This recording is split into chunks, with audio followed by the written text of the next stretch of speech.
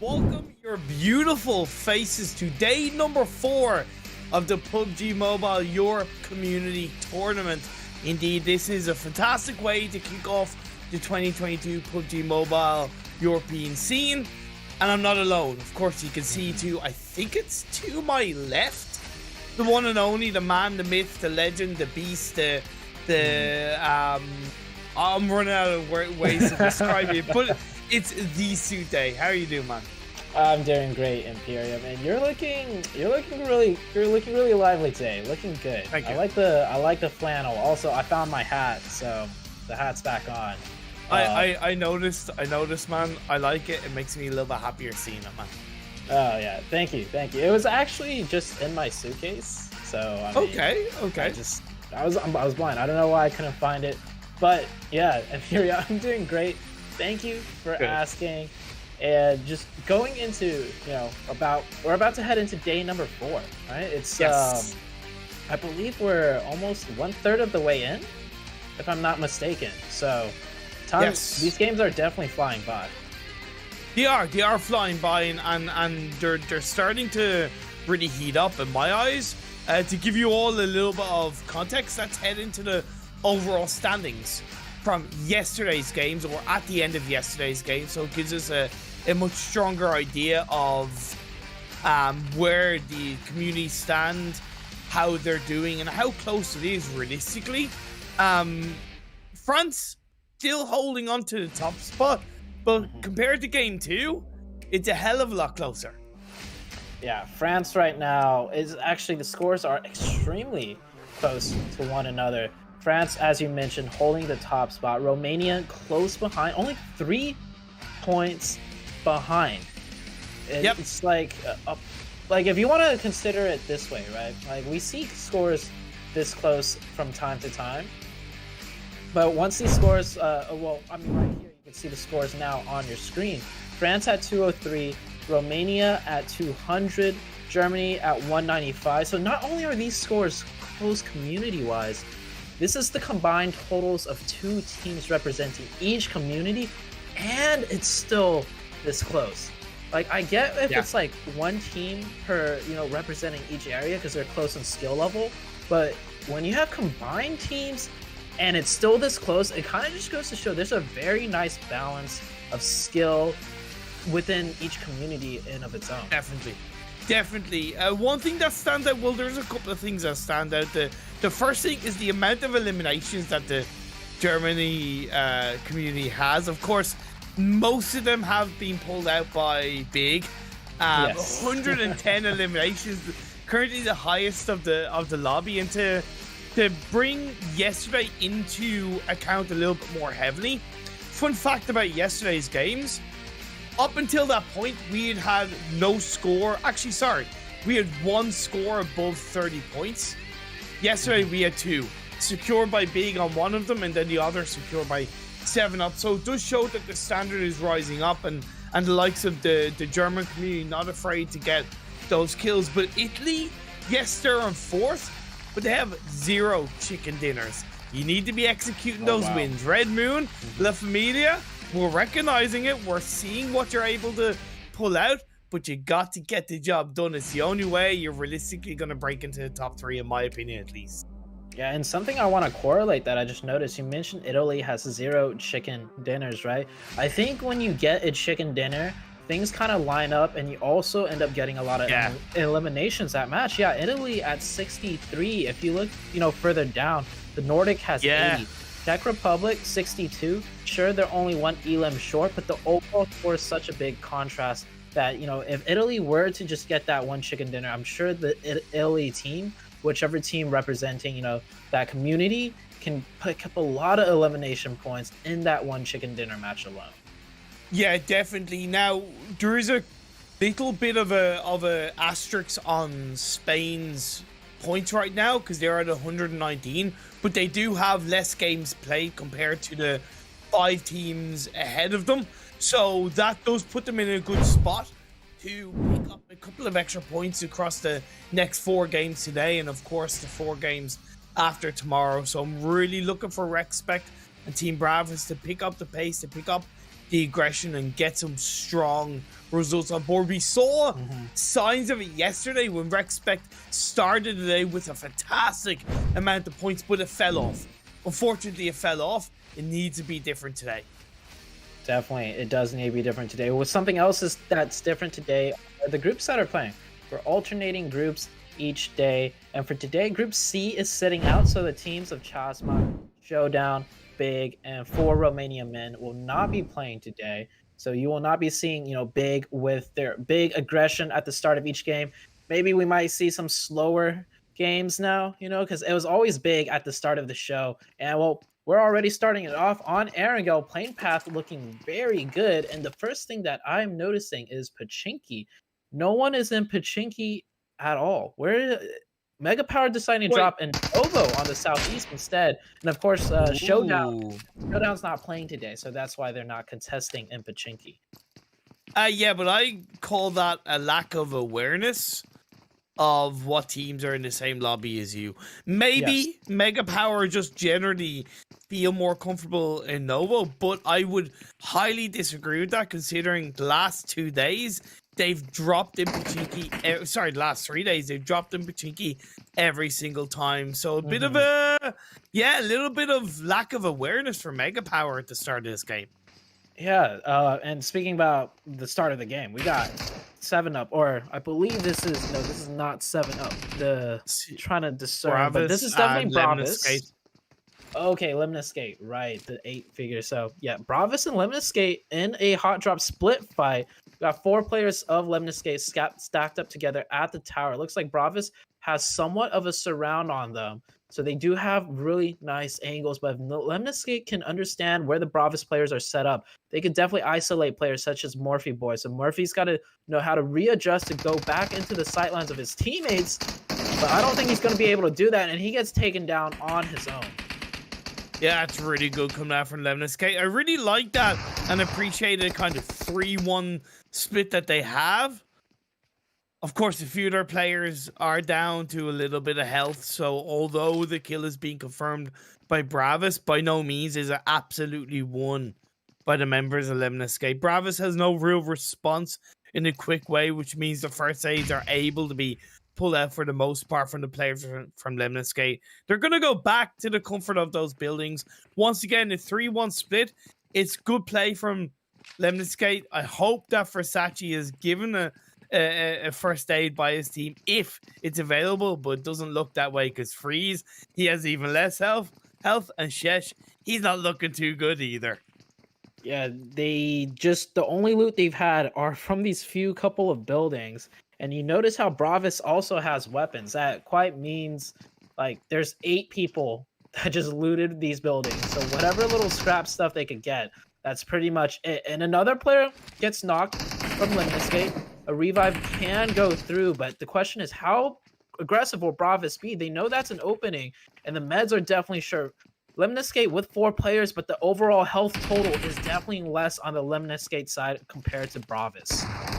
And Forever was the last player that realistically should have got knocked from Lemniscate because he was the only player with full health, and now he's down to a sliver. Spyro comes on board, gets a knock on the Grease. Versace goes down, Shesh tries to jump down, is able to execute one of the Bravis players. But back up against the wall, Lewis is up in towards the roof of the building. Shesh confirms that kill. We're into a 1v1 if I'm not mistaken between Shesh and Louis. Louis does have the higher amount of health. Comes out of the doorway, does get the knock on the Forever into a 1v2. It just turns around and gets a final blow. That's going to be a squad wipe for Lemniscate. Really beautifully well done by Lemniscate. You know the team fights are always nice when you are the last player alive on your team and all 3 of your teammates are only just knocked and none of them thirsted. Meaning, the synergy was there that the enemy players did not have the time to shoot a few bullets into a knocked player. The trades were instant. The pressure that was kept on by each Lemniscate player on point. So they get that full reset. Very beautiful to see. Of course, they started off the fight at the advantage, in that 4v3 after they isolated 1 player. But still, their health totals were low, so it was not an easy 4v3 by any means. No, it wasn't, but they'll take it and they'll be able to move on. Of course, their looting phase has been heavily slowed down with the fact that they've had to take this fight. 7-Up, unfortunately, now have Game Lord looting around the Asnaya, so they do move away pretty quickly, which I like to see. That phase 1 we haven't really talked about, but it is quite central, a little bit of military island in play. Not too bad for these teams. Definitely not. And we were talking about Mega Power for a little bit before the fight broke out, right, Imperium? So you were saying it's a lack of awareness as to why they don't drop in Pachinki. That could very well be the reason. Like maybe they wanted Pachinki, but they thought we don't want to take a fight with a Showdown, right? But on the opposite end, it could also be the fact that, these teams are, a bit newer when it comes to how experienced they are when it comes to PMGC. And so we see very high level teams very comfortable with 2 different drop spots, right? They know the rotations, they know the strategy, the game plan on 2 different drop spots, but maybe Mega Power only, is trying to figure out the very first one. So if Pachinki is, contested more often than not when Showdown is playing, maybe they want to give it up altogether and just focus on another area of the map completely and flesh out their strategy starting from Novo. Like maybe they don't even want Pachinki at all because even if it's free this game, in future games it's not, and they just want to figure out one place that they could loot quietly and continue on for the rest of the game. I really hope you're right, because that would both be sensible and respectful, and it would really kind of like back up what we talked about yesterday in terms of hot drops and contesting and the mentality behind that. We'll have to wait and see when it comes to tomorrow's games, but for the time being, dropped in Novo, they're gonna have to make their way in. Right now, I expect you saw them taking a couple of shots towards YMCA, but they got shut down quite nicely. Credit to the YMCA boys. This compound, it can be a bit of a hotly contested compound when the circles are around this kind of shelter central part of the map, especially when you get to phase 2, phase 3. I'll always remember a game that I was commentating, I think it was Scrims with Monica, where Novo got contested on by something like 3 teams back to back to back. And it was absolute, you remember that? Absolute cluster. But it's not the first time it's happened around here. As I said, it's a hotly contested compound in this area of the map. It's great that you bring that up. I feel like during that time period, there was like a clear meta shift, right? We were it was during the time when PEL, the China side of the tournaments, really started ramping up. And a lot of teams started to notice that, hey, these Chinese teams are really good at third partying. Like they're so aware of the rotations of teams, and they're so aware of the kill feed that, if a fight takes more than 1 minute, even on Erangel, another team's coming by to third party. And I think, we kind of saw it happen in the NA scene. A lot of teams started trying to focus on capitalizing on third parties. And I do believe that was a prime example, the fight at that compound you're talking about. 3 different other teams showed up, one after another. So that was really cool to see from a like analyst standpoint almost. Or man, Team Glore. Fun. Oh, well, okay. A non-fun fact, and I don't say this in a way to beat them down, because one, this is a community event, right? This is about the communities getting behind the teams, the countries getting behind their teams, and just having a bit of fun around it while supporting your teams and banding together. I only say this because, like Team Bravos, who I highlighted on their improvements from day 1 to day 2, Team Glory yesterday, sorry to say, Zute got 0 points across the day. Yeah, I see that now. 0 points. It's a shame, and I'm not saying it to bash on them. I'm not saying it to say that they're an absolutely terrible team. I'm saying it in terms of, hey, pick it up. We saw it in the PMGC League Stage East when it came to Enigma Galaxy as an example, when they got 1 point in 5 games, I believe.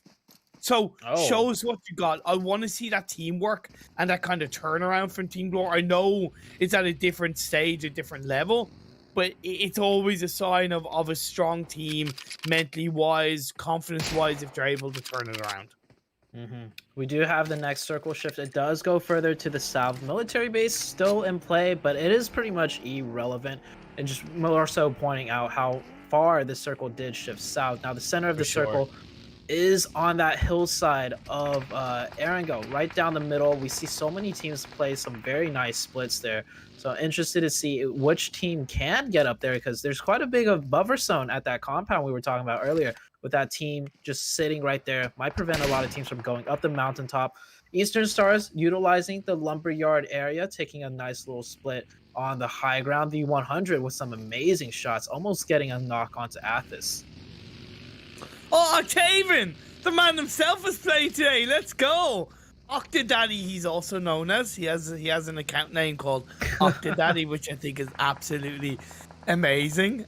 So it's nice to see Octavian playing in these games again. The addition of Doran, I think, is overall very positive for Eastern Stars, but you can't forget the OG of Octavian and what he has done for the team and what he'll continue to do for the team. Uncanny had a pretty good day yesterday. They've opted to go for that compound down by the side of Potato Hill, which is great. And LMV, the German representatives, they didn't play yesterday's game, so they've had a technical day's break. And now today, they're the sole German representatives. Big are not playing. I want to see the LMV power. Yeah, they got some big shoes to fill. Like, no pun even intended. I mean, big is just it's so easy to make puns with the big team, of course. But yeah, big not playing. LMV, they got some big shoes to fill. But we have seen LMV. You know, they're a team that can do well in certain situations. Definitely not a lackluster team by any means. And we see right here, you know, playing a nice 2-2 split. The angles are set up to support one another. So looking like a very mature squad, so to say. Yeah, and I think they're one of the few, not one of the few teams, but one of the teams that really nailed down a strong 2-2 split. But I think one thing that hurts them is that they're not as adaptable as some of the other teams. Fight though breaking out between 7UP and Game Lord. As Starkey did get a knock, but got secondarily knocked from behind. So now it just leaves Chorche and Sohn. It's a former Entropic roster. Sands with his terrible IGN spelling. He's knocked. That's what he gets for having a terribly spelled IGN. And the final two players of 7UP will just disengage. Yeah, so we were just talking about 2-2 splits just now. 7UP also holding a 2-2. And just that 2-2 is not bad, but the adjustment was not done correctly. The second the dip players were starting to get pressured, they needed to readjust and send another player from the compound over to help and change that 2-2 into a 3-1. But you saw both players just sitting at the compound trying to take shots at the team of Game Lord, right? So there was some miscommunication and synergy there about who's going to stay behind and try and cover fire and who's going to just, you know, take the car and just drive up closer to help support the team. A little bit surprised that RexSpec couldn't get more heavily involved in a potential third party, but maybe they were like, look, it's still only phase 2. It's not worth it. We'll be aware. We know what's going on, and we can try and punish them later on. Either way, Game Lord, they take the kills, they take the loot, they move away. That's good movement from Game Lord. Sometimes teams kind of grab a couple of kills and then they'll stay where they've got the kills and then they end up getting third party. Game Lord moving away shows that, hey, we're getting into phase 2 closing in. We could get punished. Let's just disengage. Yeah, I think they're actually doing a split. They're going to do the same exact split that 7UP was doing. We saw like if you look at the northeast of that map, the dark green Game Lord, they're readjusting to do the same exact split 7UP did. Now, one thing I really love about this is just because something failed, such as 7UP's 2-2 split, does not mean it's not a good split. It just means 7UP failed the execution of doing that. And so Game Lord, they recognize the other two players left.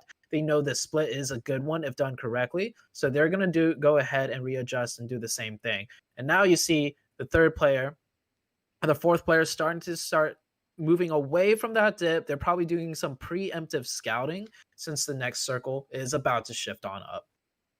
I absolutely love Mega Power spread across the south eastern edge of farm. I think it gives them a lot of information. There's a risk that one of them could get caught out, but I really respect it, especially when we're getting into the end of a circle towards the start of the next. It gives them a lot of rotational variabilities based on how this next shift goes.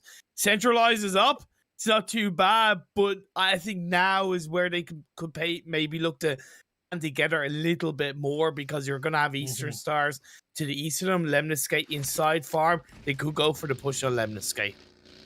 This map right now is just pretty much divided into low ground and high ground. North of the map is the mountainous terrain of Erangel. It might not look like a mountain, but that's just one huge sprawling hillside. And to the south of it, it's just all low ground with a lot of, different compounds scattered and shacks scattered in between. So next circle shift is going to change the dynamic of this fight greatly. Meanwhile, Mega Power getting a nice knock onto Lemniscate.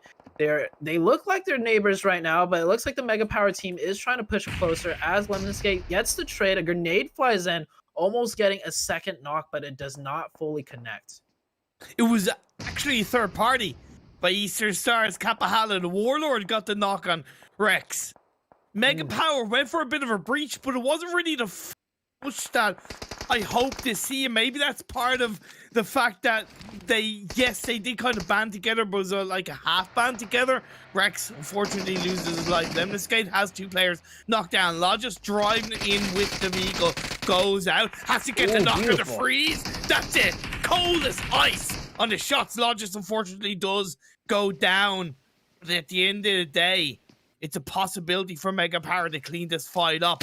Eastern Stars looking for a third party, but one of their players is knocked down in the distance. Mega Power down to 2, but they're confirming the kills. This is a 3-way tango we're watching here right now, Imperium, and it's not just any 3-way tango. We got the Eastern Stars, Mega Power at Lemniscate, arguably some of the more higher tier teams in here. So really fun to see this interaction play out. And you see here, Eastern Stars actually get 2 of their players knocked, and they're the team trying to pull off the third party, meaning the reaction, the adjustment, and just the communication really on point for Mega Power. It's not every day you see a team get third partied by a team like Eastern Stars and then managing to recover and readjust. So Mega Power did lose 1 player. They're down to 3, but they picked up some elim points. And Lemniscate definitely not getting the better end of all this trading because they're down to a solo. Lodge's Hunter Versace. That is indeed the end of Lemniscate. Lovely nade by one of the Eastern Stars players to send Birthday back into the warehouse, and now Mega Power and Eastern Stars can focus on each other. Initially, Mega Power has the advantage because look at where 3 of the Eastern Stars players are. They're absolutely there for the taking. That's why Octavian gets back into the buggy. He's like, look, I'm going to go down with the 2 views if I don't disengage away. I appreciate that decision made by Octavian. Very good adjustment there. The longer they stay holed up in that area, a grenade might likely come through, and Kapahala actually just gets ripped from the buggy, so unfortunate for him. Now Mega Power in a 3v3 situation. Really well done by Mega Power. Rete stayed back the entire time and trusted his teammates to be able to pull off the execution on Lemniscate, and because Rete stayed back, he, as a solo player, kind of stopped the third party. You saw that angle. He knocked 2 of the Eastern Stars from this position. So really well done. This is why playing split pushes is super effective, because the second a third party comes through, if you're holding that back anchor point angle, you could really save an entire team from being third party. And the next circle has come up, and we are going to go up to the hilly side of this last few zones.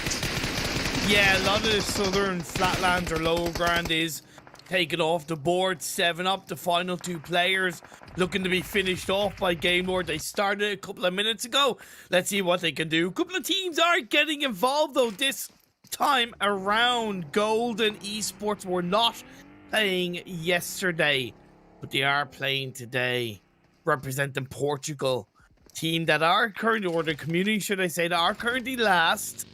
So I'd like to see a little bit more from the Portuguese community teams in these games. I know Portugal isn't exactly a country known for its high level of PUBG Mobile teams, but be surprised what they can pull out, especially when you're representing your country. They disengaged as they did lose 1 player, but Chief Ari and Bosoki able to get into the circle.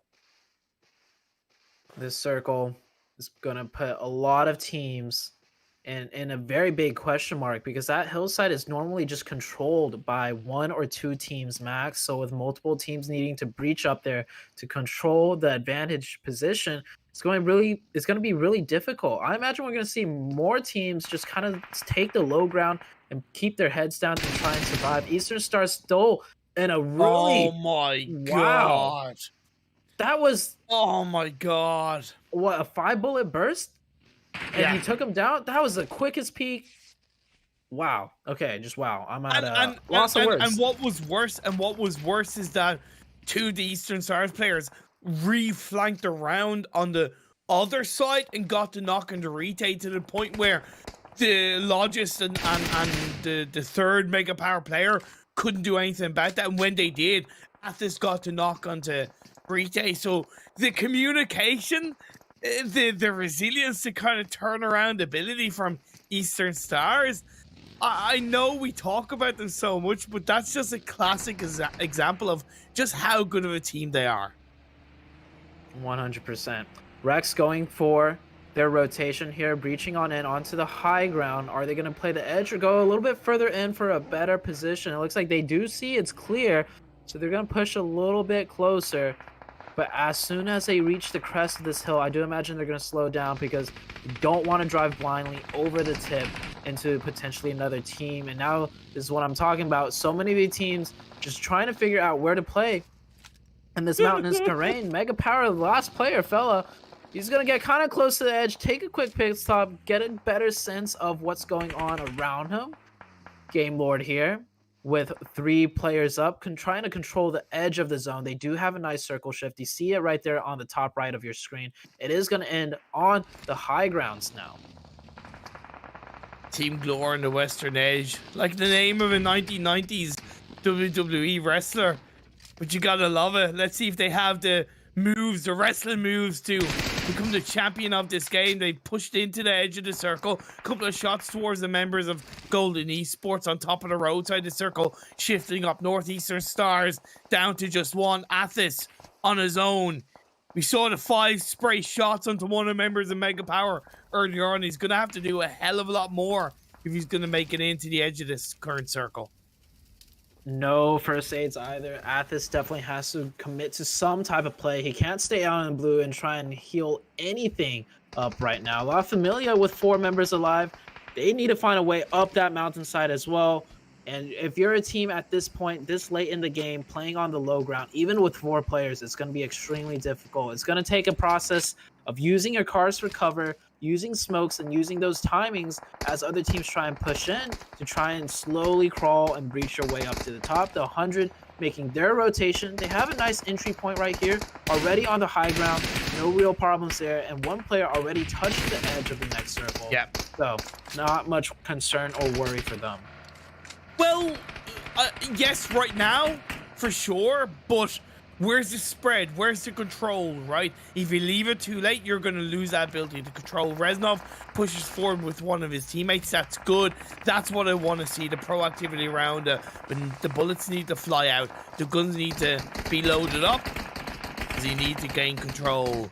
Can he? Looking over the distance, peeking towards the bottom of the hill where the likes of La Familia are waiting in the wings. YMCA in the northern edge of the circle have the 100 to one side of them, and the side of Respect to the other. LV pushing on in and eliminate the side of Glore with the help of the third party from Golden Esports. Uncanny getting the next zone. You see 4 of them just stacked up on that wizard tower. That's really good for them, being able to keep 4 alive up to this point. YMCA taking long distance shots at the 100 with the DP, which by far is still one of the most lethal weapons in the game of PUBG Mobile. I think every player at this point, anytime you see a DP, you take that thing, because the accuracy is really good. The recoil is actually really low, and of course the firing power of a 7.62 weapon, you can never underestimate it. I totally agree. A Spieler gets knocked down. An SLR from Lou. That's the push. SLR not as common, but indeed that's the push that LME are going to make. It's important. They do respect on the northern side at the top of the hill. I don't know what information they have on that.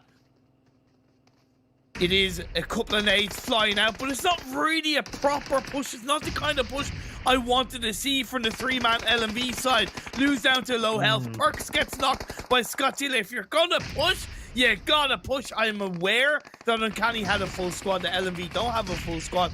Otherwise, just don't go for the push because that's a very risky spot they're in.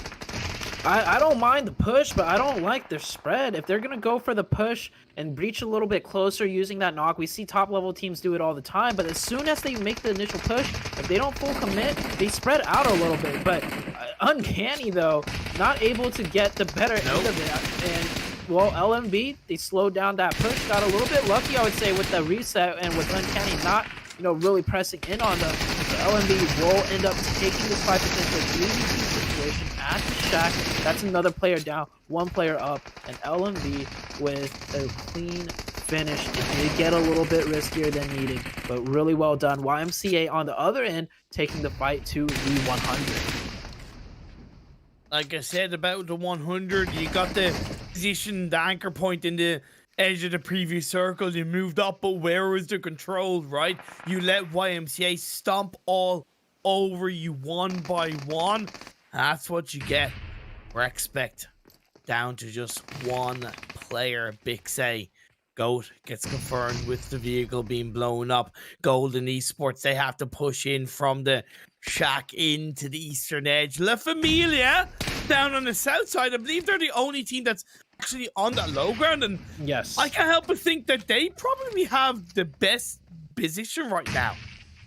Surprisingly so, given the circle, right? Everybody's on the high ground because so little of the low ground was left on the map. But that hard shift to the south will definitely help them out. They can just keep their heads low while all these other teams fight it out. YMCA still in a gridlock with the 100, and it's down to a 1v1, so even trades back and forth between these two teams. Ketu going for that revive. He will be able... Oh, never mind. Circle's actually closing. I was not aware of how late this fight has taken. Now he's forced to run in the open, try and get in zone. LMV on the defensive now, trying to pick up all of these kills from all the players trying to reach towards their spot in the zone. 9 eliminations for the German representatives of LMV. We said that they had big shoes to fill. Well, right now, they're certainly filling them into the top 4. Golden Esports are taken out. 100, Blix stands up to the plate as the last player for his side. A couple of knocks in towards the members of La Familia gives a tiny bit of space for Blix as he pulls out a first aid. Luckily, there's that tiny little bit of a top dip, which is stopping LMV really pushing over and giving the time for Blix to chuck out an aid, get off a first aid, breathe deep, calm down, and find himself. Blix has almost done 200 damage in grenades alone, just from watching him hold that 1v3 against LMV. 2 of the players had their HP chunked to the red area twice by now, so LMV really having a tough time trying to take out Blix. And La Familia, they're gonna try and take advantage of this, move up a little bit closer. You see Clay moving up to that rock. That's another point of cover that they can use, and the zone has shifted a little bit more to the high ground. That's why you see LMV potentially risking getting locked, or not LMV, La Familia potentially getting knocked using their smokes to try and encroach higher up onto the high ground. Blix trying to hover in, and knock comes out by Lou onto one of the players of La Familia trading. He's waiting for his time to strike. Playing this as perfectly as he can as a solo player. Unfortunately, Talon is going to reap the rewards. The benefit comes through. Evil Boy, Clay. It's a 2v3, but the players from LMV aren't exactly looking the healthiest. A nade here, a nade there, looking to be thrown in by the members of La Familia. Evil Boy thrown down, goes for shots on the perks, misses him enough to the point where he's not knocked down, but he stands up to the plate, gets a knock on the Talon. Clay plays around in the corner looking for Lou. It's a 1v1 if I'm not mistaken, and it's going to be won by La Familia. Beautifully done by La Familia. I was saying like the camera was even on La Familia at one point. I was saying they're gonna have to just figure out a way onto the low ground and keep their heads low, and that's exactly what happened. They were the team that managed to find their way into that low spot of the map. And well, luckily for them, the circle did kind of shift down to that low ground, but that was not an easy fight to win, to clutch it out. They had the likes of LMB, who looked really strong on the high ground, pressing down in. Technically, LMB did have the advantage in some way, but the grenades and the smokes, and obviously it just came down to the raw gunpowder, and La Familia took the chicken dinner for that one. I don't think LMV could have played that final fight any better, because they knew that the last player of the 100 were there, so they couldn't really push down that hill as cleanly as they possibly would have if they had have confirmed that kill earlier on the Blix. Never mind the fact that in the very late stages of the game, when you're on the high ground, to be honest, you're at that disadvantage point because way more of your body is exposed. So the fact that they just pushed down the hill, really, like, it was, hey, we got nothing to lose. They'd already got 12 eliminations. 3 points difference between kind of chicken dinner and second. You're not really going to argue with that. In my eyes, LMV overall still played a pretty damn perfect game. Bar the nearly, you know, that little bit of luck, it was still very well played by LMV. Yeah, so I really love how you mentioned that the high ground isn't always advantageous. So to clear it up for the viewers, the high ground is advantageous when you have time to work from the high ground, right? But when you're forced in the late game to make a move and push down from the high ground, of course, you're running wide in the open, and just, you know, more of your body is indeed exposed going down. So, like, they had the advantage if they could take care of Blix, but they couldn't, right? Imagine if they took care of Blix, and then they had the high ground all to themselves, and then they could peek whenever they want to try and shoot into La Familia, and then press down. It'd be a whole different story. But of course, Blix, with his grenades and with his last stand, did put in a lot of damage onto the side of LMV, and that ultimately is a huge factor in why I think LMV did lose that fight. Blix clutched it up for his team. Out of the 8 eliminations they had, he had 5. And that was, I believe, when he was a solo player. If I'm not mistaken, he got, I believe he kind of got the squad up onto Golden Esports and the end of YMCA. I'm not exactly sure where his eliminations came from, but either way, he put the work in to get his team into third. It should have been genuinely a much better team game performance from the 100, genuinely. And I'm trying not to be too harsh, but I know their caliber. I know that they're kind of better than what they showed in that game. But when you're talking about that kind of little bit of clutch factor, props to Blix, because he clutched it up. Yeah, if the grenade was just 1 inch closer to one of the players of LMV, it would have been a completely different story. Because like I mentioned while we were watching, he did over 200 plus damage in grenades alone. Crazy. He just constantly got 2 players down to the red health area, but he couldn't manage to just land it perfectly enough to get the knock. But what a final game ending. That was Erangel, one of the maps that, you know, a lot of teams are familiar with. And I think we kind of saw it play out. We saw the teams with a slight advantage really take care of, really take advantage of it. And, you know, they pressed on through, and the teams at the disadvantage made the most of what they could. Yeah, exactly. Hang on, game 1. I thought the circle shifts were good. And La Familia, by the way, on a side note, before we go to break, they dropped in Military Island. So, I'm sorry, but this whole circle up BS, it's got nothing to do with it. All about how you perform as a team, how you position yourself, and how forward thinking you are. Well played to La Familia. On that note, we're going to go for a break. The highlights are going to show up, and afterwards we'll have the match results, followed by game 2. Don't go away.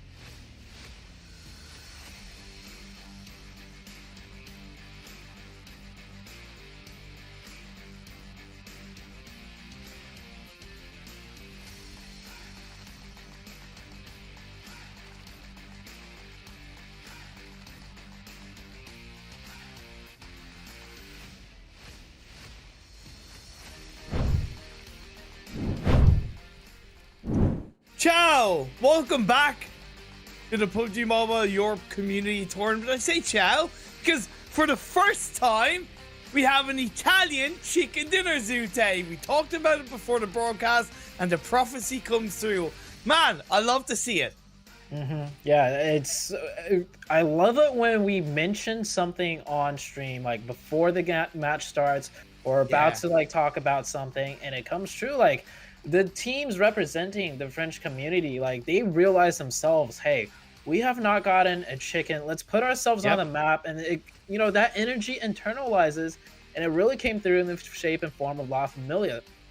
We saw them work up from that low ground, and it was not an easy win by any means. So they are quite, I'm pretty sure they are quite happy with the fact they finally secured a chicken for their community. And of course, with that chicken, they did get a lot of points as well. But there's something interesting that you're about to see up on the screen that you might not expect in Ethereum. That is the fact that even though La Familia got the chicken dinner, the 12 elimination points from LMV did secure them the highest amount of points in this game with a total of 24. That's what I said, like they knew at the end that they'd done enough that second place. Not that they settled for second place, because I think settling for second place would have been not doing anything at the top of the hill. They're like, look, we got nothing to lose. Let's just push it. If we win, we win. Right. And one key thing I want to highlight, we talked about it the other day, that one crucial fight. We saw 7UP yesterday in a deadly fight with a 4 remaining win. They won that fight, and then they won the match with a massive amount of points. Well, LMV, they didn't win this match, but LMV took a fight with the Uncanny, right, in that 7th place position, who only finished it off with 6 points. And thinking back to that fight, I feel like Uncanny, one, they didn't press their advantage off of, you know, the initial block. No, they didn't. And number 2, even if you're going to hold defensive because you have the zone, right, because LMV has to push into you, you can't just stack all the players in one area. Putting 3 players at that shack did absolutely nothing for them. Have just 1 or 2 at most. Have the 4th player, you know, further back to hold a cover angle in case LMV gets too close and gets strike from distance at a position, you know, they're not, you know, prepared for. But if Uncanny held that defense, we would very much easily see Uncanny in the top 3, and LMV would be way further down. So that was one crucial team fight that we did get to watch unfold on the screen. Props to the 2 Portuguese teams though, Golden Esports and Uncanny. I highlighted the fact that they're coming into today's games at the bottom of the community standings with a total of 48 points. Both teams doing well in this game, I think, is a really positive sign for them, challenging not only Greece but possibly United Kingdom down the line. And it's just that continued evolution. You talked about the mistakes from Uncanny, but they still had themselves in a good position for quite a while at the top of the hill. In Golden Esports, they got 8 placement points, but only 1 elimination, left them with 9. On the opposite end for the Italian community, unfortunately, Red Moon got 0 points. It's a little bit of a feels bad, man. Eastern Stars only getting 4, and the 2 Greek sides, they need to really kind of get themselves together. They need to really kind of like dust themselves off, and we saw Lemnisky pick up a very early squad out, but unfortunately they couldn't seem to find their momentum after that. Yeah, Lemnisky, the only points they got were those 4 elim points off the hot drop, so at least there is that for them. And yesterday we talked about 7UP, how they're very inconsistent, but they're a team with some experience, right? And so that trend continues. 7UP finishing with only 1 point. And in my opinion, there's never a good excuse for doing bad on any map, right? If you're a competitive team, you should be able to get some sort of points on Sanhok, Miramar, and Erangel. But Erangel is the map that I would say consistency should be the easiest thing. So kind of disappointing to see, you know, 7UP start off the day with such a bad game. I want to see if they could, you know, pick it up, because we saw how explosive and powerful they could be in yesterday's, you know, Erangel match. So I want to see them start picking it up and maybe, you know, provide more, you know, firepower and more challenge to the rest of the lobby. Yeah, for sure. Couldn't agree anymore. Miramar is coming up. It's going to be the second map of the day. I'm excited to see. I haven't really done calculations on what teams are looking the best per map, but at least when we look back over the last couple of days, the team that's won Miramar 7-Up have won a Miramar game. They've actually looked very good in Miramar when we're talking about 7-Up, to kind of continue a little bit of a trend and connect it to the map. 25 in the first day, 10 in day 2, and 19 in day 3. So consistently, Miramar have actually been 7-Up's strongest map. Just it was happened that I just picked their team and picked that team, and it happened to coincide with Miramar. Oh man, you know what you just did, Imperium? Did I cast or curse them? Yes. I'm pretty sure, I'm willing to bet 7-Up is not gonna have a good game on this Miramar. Thanks, man. Thanks, man. I mean, I'm gonna throw it out there, like, no, but that is, you know, cast a curse aside, we'll see if it happens or not. But that's a very interesting, you know, interesting fact. Miramar, it's a map that's more difficult to be consistent on. But I remember the days of old, a team like BTR.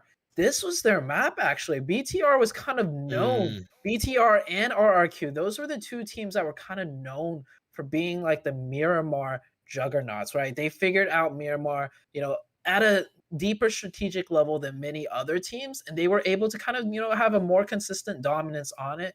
And so 7-Up, I mean, is it luck or is it consistency? You gave out 3 games, you know, that they've played in the past 3 days.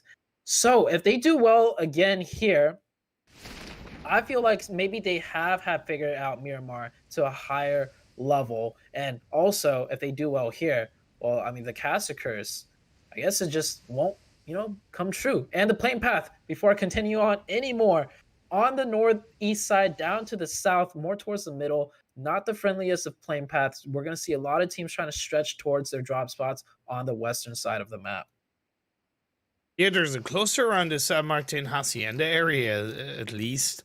I believe that's team. It's Game Nord. They normally go to San Martin, so they're going to grab their vehicles and move their way across. You have, I believe, Golden Esports around there, Team Galore, Rexpect in around water treatment. And what doesn't help even more is that Phase 1 is on that western side, so we are going to have an even bigger cluster of teams on the eastern edge of the circle. Glore right now just trying to secure some vehicles to drive to wherever their primary loot location is. Another huge problem with this playing path is all of the roads stretching to the west is going to be a huge cluster for multiple teams trying to vie for the vehicles. So far, I think we have lost 1 player. There's 63 alive right now. Not sure which team has lost that player. And here on your screen, 7-Up, team that we were just talking about. They're doing somewhat of a split drop off to start. Looking like they're all in pretty safe areas, but of course Starkey right now has 3 players of the team 100 hovering above him. Yeah, and a part of that is because the 100 were one of the first teams to drop in El Azahar with the playing path, so they've already had a relatively quick looting phase. Now it's a 2-2 split. They're not going to know that Starkey is there. The doors have only been opened on one side, but they might see the bottom door come on through. Shots by Starkey down to a little bit of health. Picks off 1 knock to Rednov. Can he find a second on to Will? 5 bandages being laid out. Unfortunately, it doesn't work his way because Blix is on top of the mountain and does get the knock. Speaking of caster curses, what a better way Whoa! We'll see. Okay, oh, hold on, never mind. Scratch that. Exactly. Excuse me, I'm insulted. 7-Up are insulted, Zute. I don't know, actually. Maybe Caster Curse is still ringing true right now because really good trade, really good shots by that 7-Up player. But 100 had the separate angle set up, and Daddy IGL does get that trade, and 100's going to get the full reset. For sure, 7-Up lost 1 player, but if 100 decide to press this off of that second knock, they could potentially pick up not just 2, but the entire team if they try and get the revive on their second player that got knocked off on the 7-up side. And I really like, I don't hold that against 7-Up realistically, because I was even surprised when the 100 moved out of El Azahar so quickly. It's a good thing, because I'll always say this, a team that's able to get to their loot drop quicker than most other teams should always look to try and take advantage of that. And especially with this phase 1, disengaging away from El Azahar quickly would nearly always be a benefit to the 100, and that's an example right there. But I still don't hold it against 7-Up. Definitely not. We see Mega Power here looting the Picado area. Of course, no Game Lord here today, so Mega Power will be able to not loot. Game Lord, Showdown. Oh, Showdown. My mistake. Yeah, Showdown Gaming would be the team that would contest the Mega Power. So no Showdown here today. So Mega Power will be able to loot this area, to their heart's content, which, begs the question, why did they not loot, Pachinki then? Exactly. If they want to avoid. So maybe what you said was correct. There was a lack of awareness in game number 1 where they decided to drop Novo instead. That they might actually be switching their game plan for whatever reason to Novo, but I think it was more or less, they didn't want to take a fight. And coming into game number 2, they might have realized, oh, wait a second. The team that always contests us is not playing. So let's just go with our original drop spot plans. The Greek Army only starting as 3 players, which is a bit of a shame. YMCA looting up Valdemar. They went for kind of a deep south, west, but on the south side of the map drop, and it's worked out for them. They're gonna have clean access up and towards that kind of central part of phase 1. I'm thinking as soon as they finish looting up, take a couple of vehicles, go up to the La Drolera hill, and just plant their flag right down until phase 2 pops. Yeah, we saw the circle. It was towards the west, and the plane path was far east. So YMCA deciding to start their loot location on that western side, like you mentioned, will give them a very good advantage as far as the first rotation goes. But it's yet to be seen how other teams have adjusted. We saw in the very beginning how far away multiple teams were, to the first circle that popped up. But we are now 7 minutes into the game. We could see some teams already rotating very early to start setting up in that first circle. And of course, Miramar is a map that, that first rotation actually plays a big, crucial role, right? On Erangel, you can get away with, last second rotations up to circle 4, maybe even circle 5 if you have a well-defined strategy. But on Miramar, I would say by circle 2 or 3, your rotation options become very limited due to the terrain and just due to teams just holding certain choke point areas. And that's why, and I've talked to Blah about this when we were casting the MPL together, I firmly believe that Miramar is the truest test of a competitive team. Maybe not in pure gun skill, but in terms of strategic rotations, team communication synergy. And I think that kind of complements what you said about the likes of, at least in the past, BTR and RRQ being very dominant on this map. Nova have proven themselves on this map, although they've proven themselves on every map, but still, I firmly believe that, Miramar is the truest form of a competitive team. Yeah, so now you see on your screen the map, and so, wow, a lot of teams. 7 minutes, we're 8 minutes in, and the center of the circle is being kind of filled with a nice spread from multiple teams. We see Mega Power, Bravis, and also Golden just securing nice positions, taking those power positions. So very good to see how fast teams are rotating here. And it is Miramar after all, so they are very well aware how important the rotation, the very first rotation is versus taking your time and looting, right?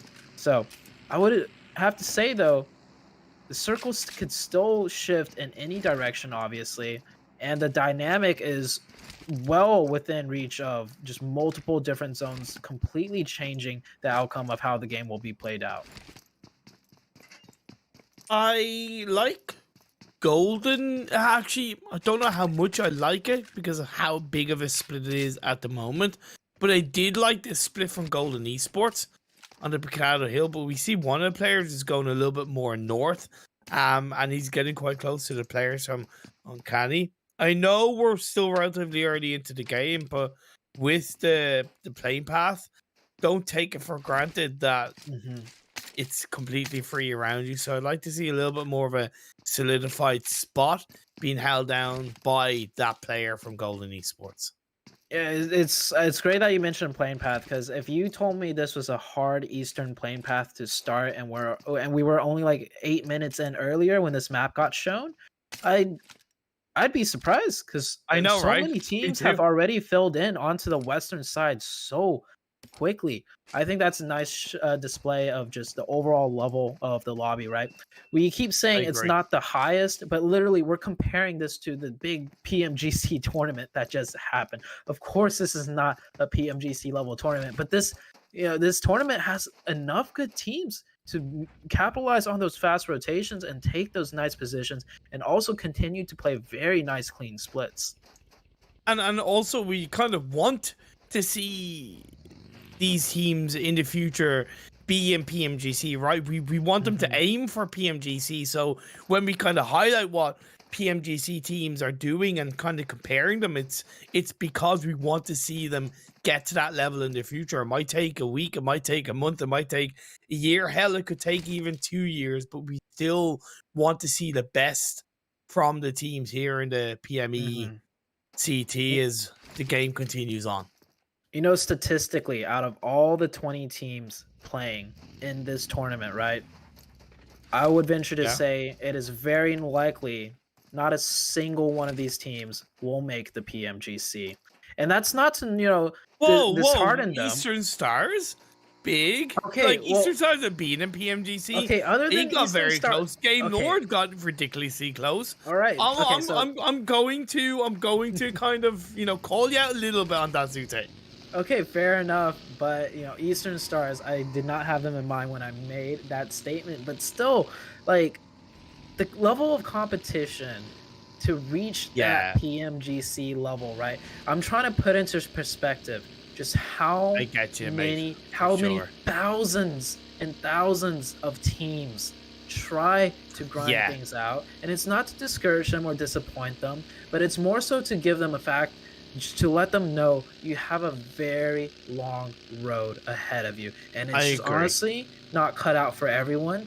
So in a way, like, enjoy the process, enjoy the journey, because the teams that have made it to PMGC, they definitely did not get there without being able to enjoy the game and enjoy their failures, right? If they took every failure to heart super hard, it is not an easy road to get to that level. And we're seeing another thing that's not easy to do, which is rotating on this Miramar map. Shots being rained out onto the YMCA team. One of the members of YMCA did have to make a little bit of a pit stop, getting maybe banged up too hard, or the car was about to explode. So he is essentially left behind now from the rest of his team, and Glor are like sharks right now. They recognize this player's split, and they're going to come in and eat him right up. Definitely value what you're bringing to the table with your point and the perspective you're going for. And a good few of these teams have already been trying for years to even get to PMPL level, never mind PMGC. So indeed, it's a long road ahead. Long road for YMCA K2 if he's going to survive against the members of Glor. Nice to see this kind of aggression from Glor. Talked about how they had a bit of a poor day yesterday. The poorest of days with 0 points. That's going to be at least 1 point secured today as they find K2.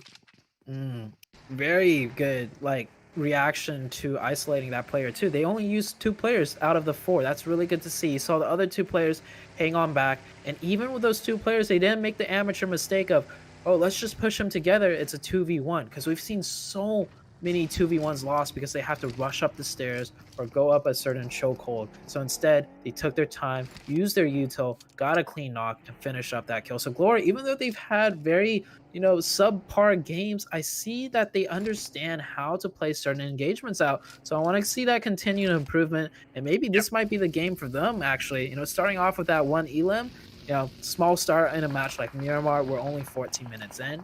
But it could be a good finish for them at the end of this match. The Familia, Mega Power Italy against Nordic countries. It's not looking good, especially with Eastern Stars getting involved. Always Eastern Stars, kind of feel bad for the other teams, but it's like they're just prodding, poking at these teams as the PMDC that they are, right? The ability they have to recognize the opportunity that is there, the 100 as well, getting involved on towards the members of Mega Power. I don't know if that's the full squad, like not quite onto Mega Power. Fella is alive. Eastern Stars playing beautiful splits. They pretty much know every optimal split, which is why they're allowed to poke and prod, like you mentioned. And of course, their gun skills on point. They take a few shots, they're going to connect those shots. I mean, you saw in Erangel, at one point, one of the players did a quick, quick peek, shot out 5 bullets, and that instantly got the knock and unpeaked at in less than a second. So the shots definitely connecting. Rex Esports right here, making a rotation, going for that compound, which I believe is in the center of the map. Next zone is about to shift out. The 100 taking advantage of the Eastern Stars' initial knock and finishing out the team, or not entirely finishing out the team of Mega Power. They're up to 4 elims, but I think Mega Power is down to maybe just 1 solo player. I kind of feel bad for Mega Power because they got gauged by La Familia, Eastern Stars, and the 100. Like that's a cocktail and a half to try and deal with. And credit that they do still have 1 player alive out of all of it. Uncanny. You see, with the potential engagement by Game Lord, they already lost a player, so having 3 up and around that power grid region isn't the best. Phase 3 popping up north though keeps power grid in the sightlines, as well as Golden Esports. A beautiful position they have. Oh, very nice position right there. We're up onto the high ground, but there is that huge divide of the low ground, similar to like the Erangel match that we just had, the high ground and the low ground. But this time around on Miramar, that high ground is even more treacherous to rotate on up to. I'm going to throw this out here right now because I'm familiar with the Eastern Stars. I know they're a high-level team. I wonder if they're going to make a huge wrapping rotation on the east side and almost go into the blue pretty much to converge in onto the north. That would be a really cool rotation to see. Like, I don't put it past the Eastern Stars. We'll see in a few moments. But more than likely they're going to work their way in. I don't think they're as dynamic as that. At least they haven't always shown it. They will take their time. They'll be calculated, but they're not as kind of, oh, we're going to go like big brain on a rotation. Yeah, it looked like they're going to work their way in. And honestly, working directly in is probably a skill that's more important to develop, right? Very rarely can you do a 300 IQ, huge wrapping blue zone rotation. Like that just, once in a blue moon, an opportunity arises to pull that off, which is great if you can. But for practice sakes, you do want to just work on your team synergy and breaching into the circle in a more direct path, which gives you more time to do. And of course, you'll have to fight some enemy players, but if you're the better team, that's elim points right there and positioning in the zone. One of the Red Moon players is on his own, Red X, if I'm not mistaken.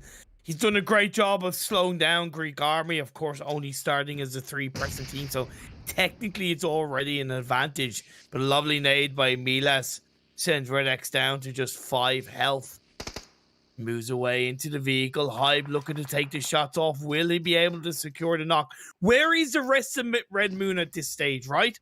Red X is doing a wonderful job of slowing Greek Army down, even disengaging away to the point of not quite getting knocked. And there's absolutely 0 team support from Red Moon. That's, in my opinion, extremely disappointing. It's too slow. Definitely too slow. They're having too much trouble recognizing how to help out their teammate. And that's not good. Like, just to put it simply, like, I understand, that player of Red Moon is put in a really tough spot for your teammates to help out. But still, like you mentioned, Red X was putting up a fight. He was surviving for an extremely long time, trying to stall things out. And I think now, finally, the Red Moon team has decided to react and help. They isolated one player, picked up one Elam already, and Ed's got the smoke down. So maybe a little bit too critical of the Red Moon team because now they're finally. No, it's too late though, because now Eastern Stars are third partying them, right? Everything comes down to timing, and yes, you can't always calculate the time in which a team is going to come around you, but you can definitely calculate and control the time that you take to react to a situation. Too slow, it's a snowball effect. Eastern Stars third parties from behind.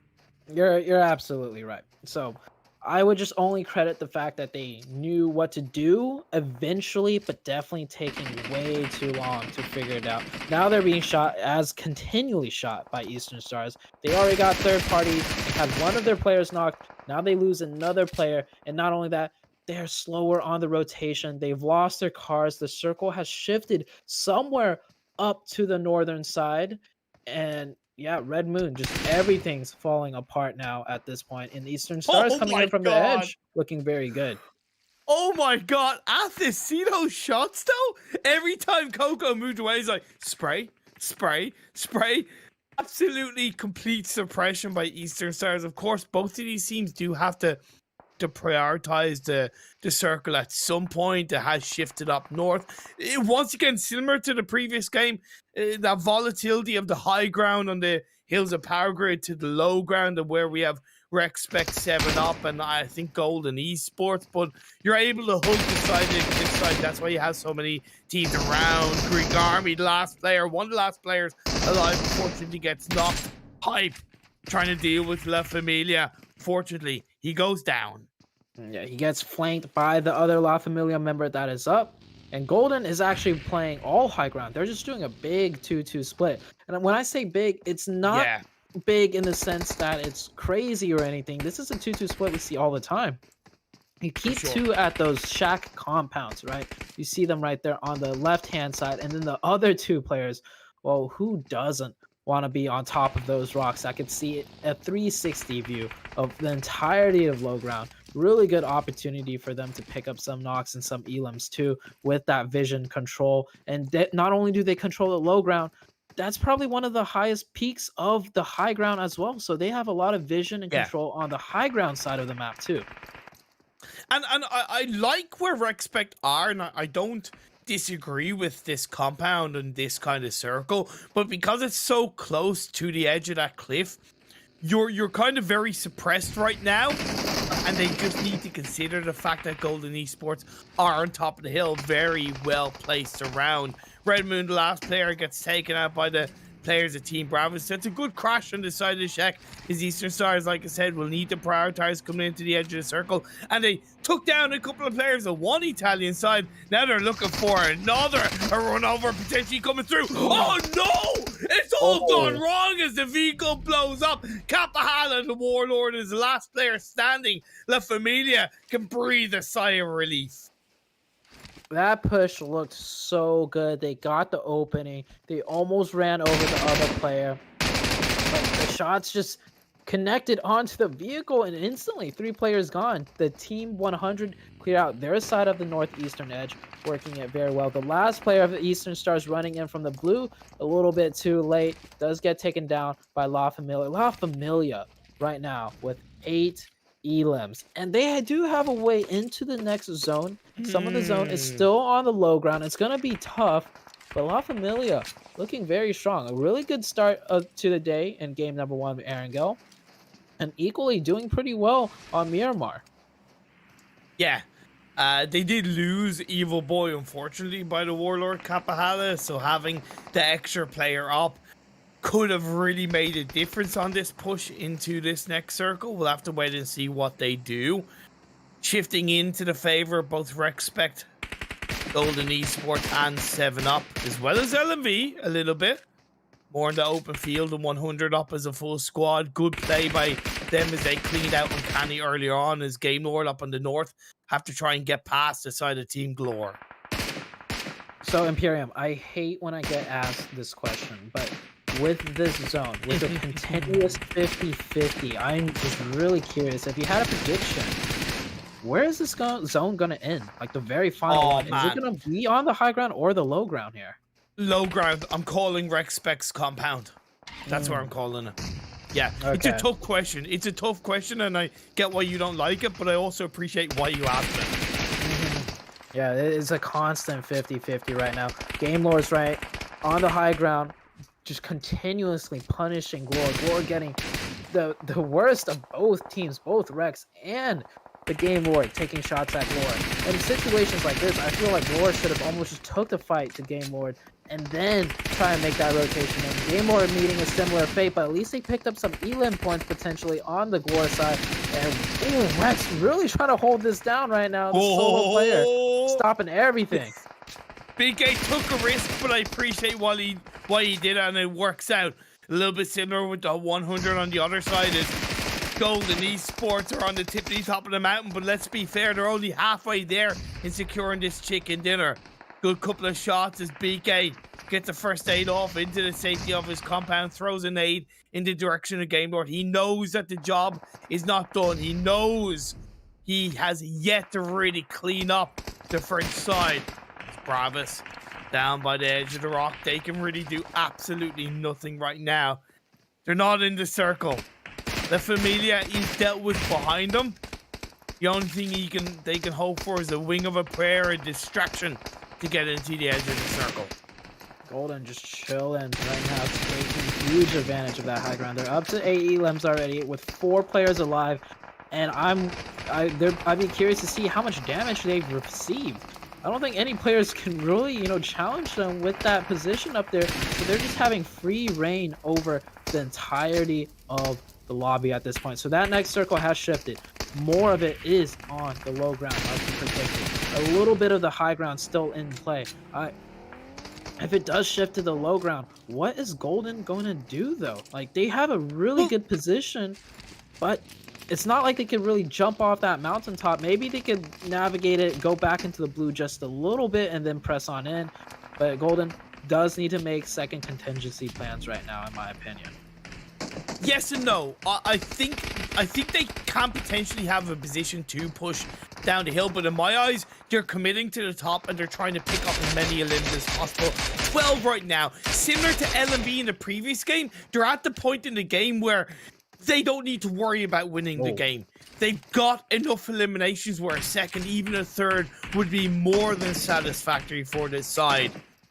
Like I said, 12. Looking down at the bottom of the barrel, Respect their compound is out of play, and indeed, they get taken out. LV, could we be looking at the German chicken dinner? Might be the case. They didn't secure the last one, but the second one, it could be coming in. Yeah, so Golden, you're saying they don't need to worry because they've decided to just get the elims. Well, they also don't have to worry about rotating either because next zone is up. It's on the high ground, Imperium. Yes. There's like a smidge, a smidge of low ground in that zone. The 100 is going to be hugging that smidge on the low ground right here.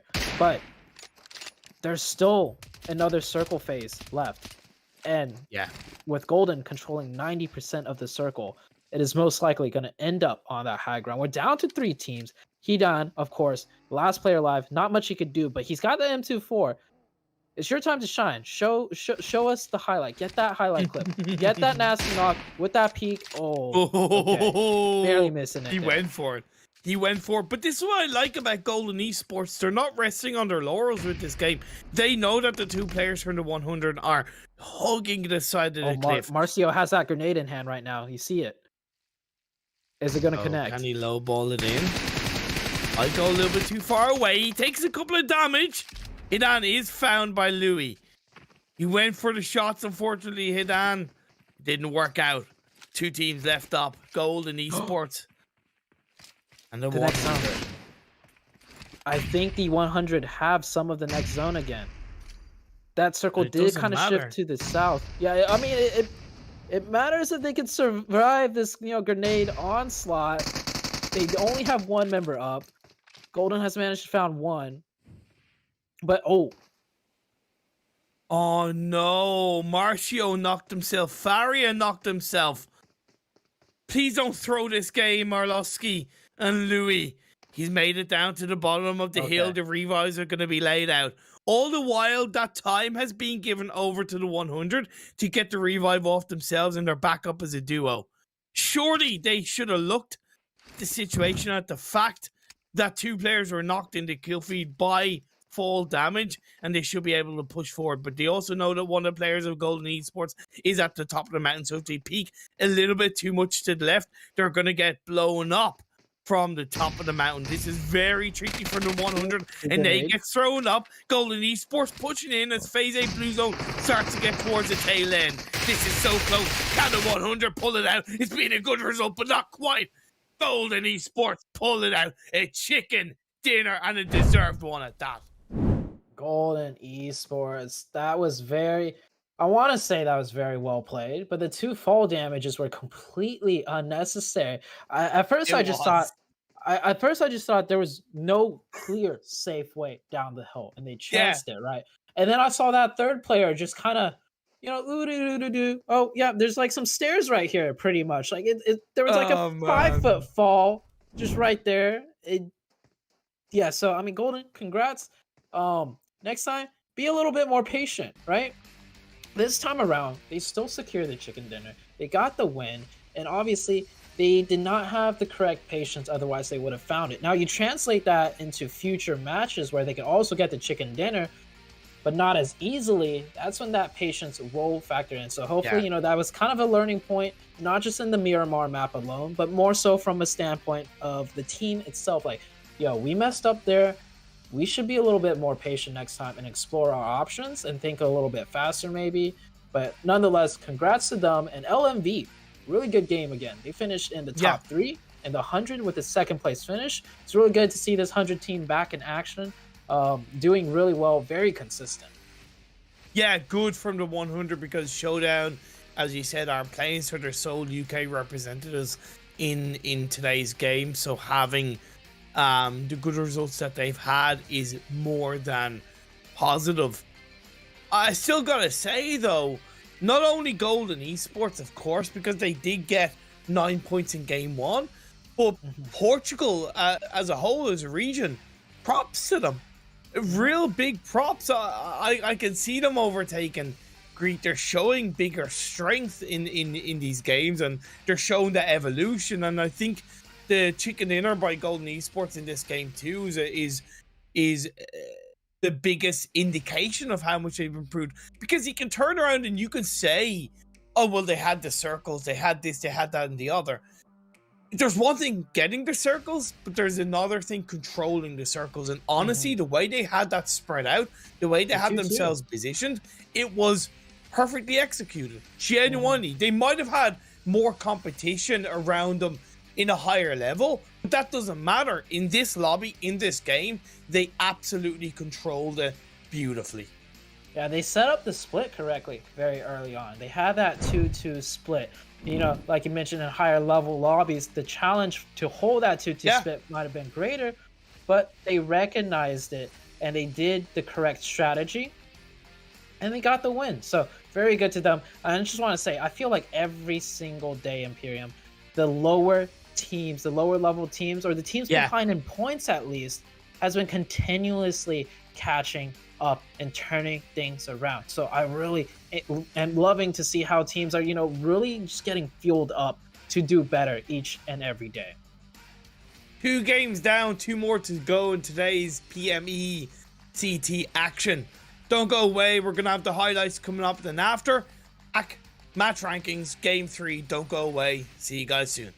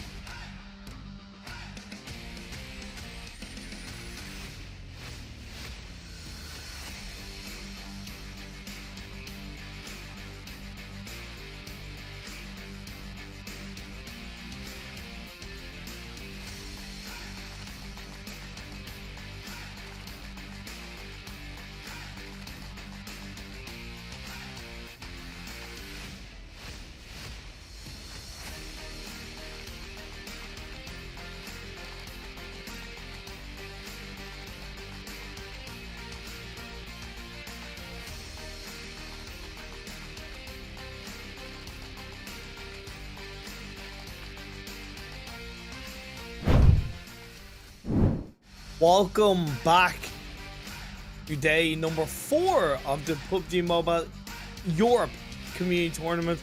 When it's the E, I nearly think it's like esports, but it's Europe Community Tournament with myself, Imperium, and the wonderful Zute.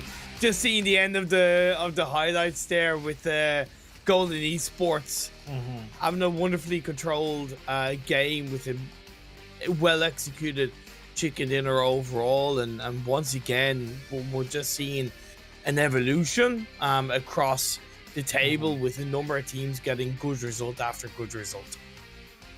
Yeah, day 1 was more of a day where teams are feeling each other out. Day number 2, we have the juggernauts established, which still continue to have really good games into day 3 and day 4. But day 3, we saw some changes. We saw some teams starting to come up in the mix, getting some big games, and now day 4, the trend continues. Golden, representing Portugal, like you mentioned. Yeah. The region as a whole right now, just not doing too hot in terms of, trying to be top 3, but they're making a comeback, which I love to see. They are, and La Familia flying the Italian flag, having overall another solid result. More elimination heavy, but you take those. They were in a bit of a fight with Mega Power to begin with, then they moved away from that, and then they had to deal with Eastern Stars kind of for the second time, and they got the squad wipe on the Eastern Stars, and unfortunately they met their matches. They had to try and push in from the edge of the circle. I think it was like on something like phase 5 from that standpoint. Won the 100 as well. I think I not that I underestimated them in these first 2 games, but I don't think I've really had enough of an eye on what they're actually doing, because I think they had a very good game once again, and it was still a decent game 1 as well. Definitely. I think many teams are starting to not just play better individually as players or even as teams, but they're starting to get the hang of the lobby. It takes a little bit of time to get used to the way a lobby plays. Like, do the teams hold a lot of splits? Do teams here do fast rotations? And heading into day 4, the teams that took a little bit longer to adjust are starting to adjust now, so it's really good to see. And certain teams, though, like, I still feel like have yet to find their stride. They're still a little bit inconsistent. And taking a look at once we do head into the match rankings, there is definitely a team I want to point out in particular, Imperium. Yeah, go ahead, point it out anyway. Just lead it in. What team do you want to highlight? Okay, so it would have to be the team of 7UP, right? Really good team. They get huge games, but very inconsistent. Game number 1, they didn't do too well. Game number 2, they didn't do all too hot either. And I can't help but to draw on the fact yesterday at the very last Ergo game, they were so absolutely dominant. So it's like, why the inconsistency? And I know I made fun of you, or not made fun, or poked at you a little bit earlier for that caster's curse, right? Well, now you kind of know how it feels. To be Zute, I do. This caster curse. Like, I've developed such a bad rep. You have, man. So imagine the feeling that you had, but multiply it by like 10. That's me. And like, the worst part is, right, I get what you're trying to do. You're taking the analytics, you're trying to, break down certain fights in your head very quickly, and you make a deduction, right? You're like, this team does really well on Miramar, actually. I'm gonna make a nice point from that. Or you see a fight and it's like, ooh, this positioning's really good, this team should win, and then it just all gets thrown back at your face. It's a terrible feeling, but well, yeah, because it's like the stats don't lie, but those are often the stats in the past, and you can't control the present or even to an extent the future. So it's like sometimes not that we all rely too much on the stats, but you draw your conclusion based on the stats, and it blows up in your face. But the highlight with the match rankings of this game, the 2 Spanish teams, Bravos and Rexpect, big points for them, 23 together. Rexpect had a pretty, was it Rexpect had a decent game one? Yeah, Rexpect had a decent game one with 8 points. Unfortunately, in game one, Bravos got 0, but still, again, Spanish community-wise, nice to see that. Yeah, so absolutely spot on. Can't really argue. We're going to be getting ready to go into game number 3. It is on the map of Sanhok. It's a little bit RNG, but again, a little bit like yesterday. I think the Sanhok games have been very enjoyable to cast and watch. So Sanhok, it's typically the map that you want to think, you know, you got to stay together, make it 4 late game, and then just push on in. Yesterday's Sanhok game, Big showed the complete opposite. It's not so much always about just being close-knit together. If you do get the zone, I do want to see teams venture out to play a little bit more split, if possible, right? Depends on where the zone ends, but we see it, you know, time and time again.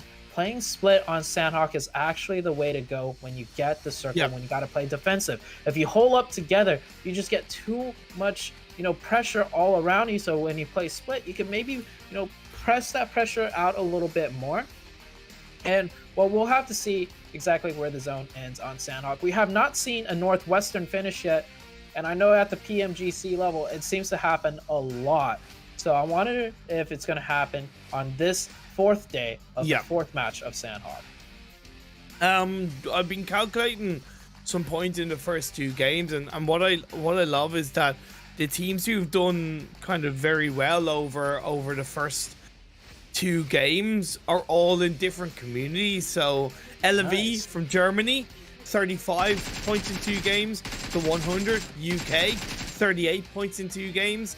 Golden Esports Portugal, 39 in 2 games. Rexpect Spain, 19 points in 2 games. And La Familia Italy, 32 points in 2 games. It's just nice to see that, right? That just that kind of competitiveness across how close it can be in these communities.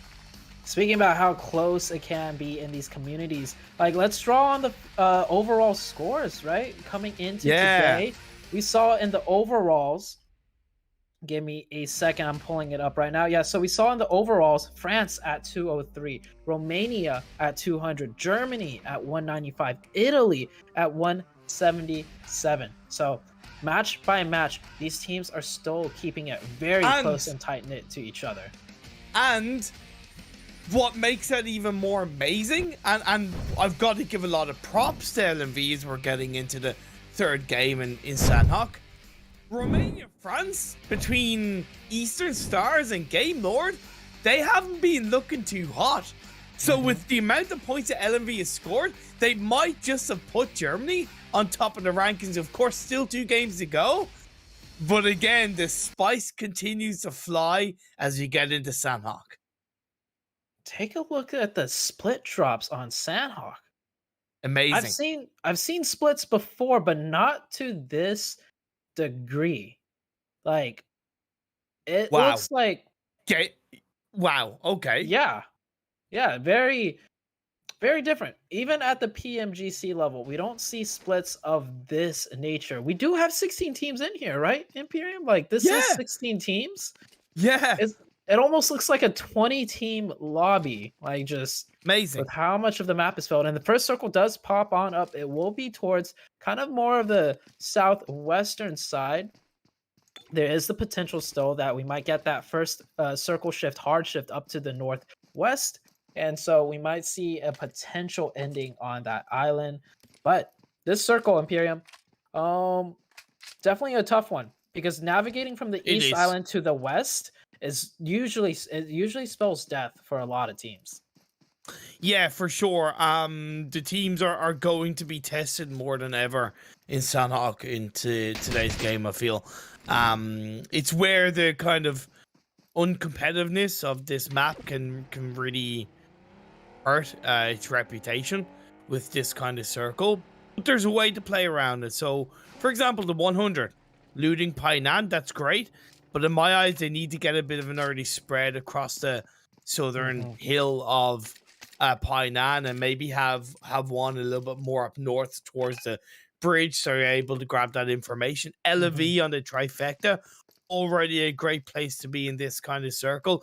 I worry they might not be able to grab as much loot as they might need to. So I'd like to maybe see them be a bit more proactive fighting wise on the mainland side. So again, it's vicarious, it's hard to deal with, but there is a way to play these kind of circles. You were talking about the team at Painan. Another thing that I've noticed over the years is that the team that drops Painan, sometimes they actually just stay in Painan. And what that kind of does is that hillside, right next to Painan. No teams can really get to that position unless if they go through Painan itself. The south or north of Painan? The southwest. Okay. Yeah, that southwest hill. So I've noticed an evolution in terms of, you know, the Painan team's meta is that they stay in Painan and they create that buffer zone. And so no teams can really press through that area, which kind of presses all the teams away from the location next to them so that they don't even have to occupy that location to begin with. Right? But if you leave Painan open, it's like the gate, right? It's like a huge gate to that southwestern island. And if you leave that gate open, you pretty much kind of invite teams to potentially, you know, mess with you in further circles. So just keep the gate shut, and when the time comes, you can leave that position and go to the rest of the map. And now, with the rest of the map, Game Lord already getting into fight with Glor, and Glor losing a member. Glor just really not having a good day today or any of the previous days, to be honest. Yeah, it's one of those things. I don't think Game Lord will look to continue that fight, to be fair. I think they're recognizing that an early rotation, they normally drop. They had that kind of split drop around the northeastern side of the mainland by that bridge, so you take advantage of that, get an early rotation. The likes of Glor aren't really fully ready to take that fight. Maybe 7-Up as well. It's a good, quick rotation from Game Lord. They do get caught out by 7-Up as it happens. George picking up a quick kill. Going back to your point on Painan, I honestly never really thought about that, and I think that's part of it, at least what makes you an absolutely fantastic analyst, is that you kind of see a little bit more of an in-depth observation with that, and it's something that I'm going to think about in the future. I still hold my ground on not being a fan of a team holding on to Painan too much, but maybe that comes from a more kind of lower skill tier observation and seeing teams not really getting that timing on point. So I'd prefer to see them leave it early. But again, I can't discredit what you say. For 7-Up, though, they're not going to discredit the fact that they got a kill on Game Lord. They've pushed them away. They've created that space. Team 100 extremely close to Bravos right here. We saw Super Mikhail scoping in on a player. Are they aware Bravos is next to them, though? There's two members of Bravos. They have to be. I don't think they kind of just took the car and left. I think what happened was they reached that compound, noticed it was looted, and the Bravos team was thinking they would continue to loot, so they played very quiet. But then they didn't do anything, and then the 100 just kind of felt something was off, and they just rotated on back. Kind of a missed opportunity on Bravos' side. I was just going to ask that. Do you think that was a missed opportunity, or do you think that was good trigger discipline? It was... So, good trigger discipline if this was a lower tier skill. Okay. Because a team like 100, if they weren't as aware, they might have just been like, oh, this is looking a little bit sketchy. Let's still clear out all the buildings. Let's see if there's loot in these buildings. And then the two Bravos players that was in there waiting to spring the trap, right, would easily have got into eliminations. And you saw the Overwatch player, the Super Mikhail, he scoped in on them, but didn't shoot. Because they were probably hoping the 100 was going to go into the next building and fall into the trap. So it did not work out. Missed opportunity. And I think it's a learning point for Bravos. It's like at these higher levels against better teams, they are not as, unaware of certain situations. And we have to be maybe a little bit more proactive. Okay. Fair point. I definitely see that for sure. Blue Zone starting to close in on this phase 1, and we've seen it cluster teams close to each other. I think the members of Lemnis, Skate, and uncanny, if I'm not mistaken. On the eastern edge, you have the likes of 7 Up with Game Lord and Greek Army on the kind of very south edge of that northwest island, trying to gain a little bit of a control. And gold, it's actually Golden Esports, my apologies, going up against the members of Lemnis Gate. That is a fight far away from the zone, but then again, given their starting location on the Sandhawk map, maybe they realize we don't really have a good chance of just going center, so let's take the fights that we can, the isolated 4v4s. Golden right now looks like they're backing off on that fight on the eastern side, but 7 Up walked into a very scrappy fight with Game Lords, I believe. Yeah, Game Lord on that northwestern island. I see Game Lord has lost another player. One of them knocked, so 7 Up does look like they're getting the better of that fight. And if you take a look at the 100 back in Painan, they're sitting in Painan still. They're not moving away from it.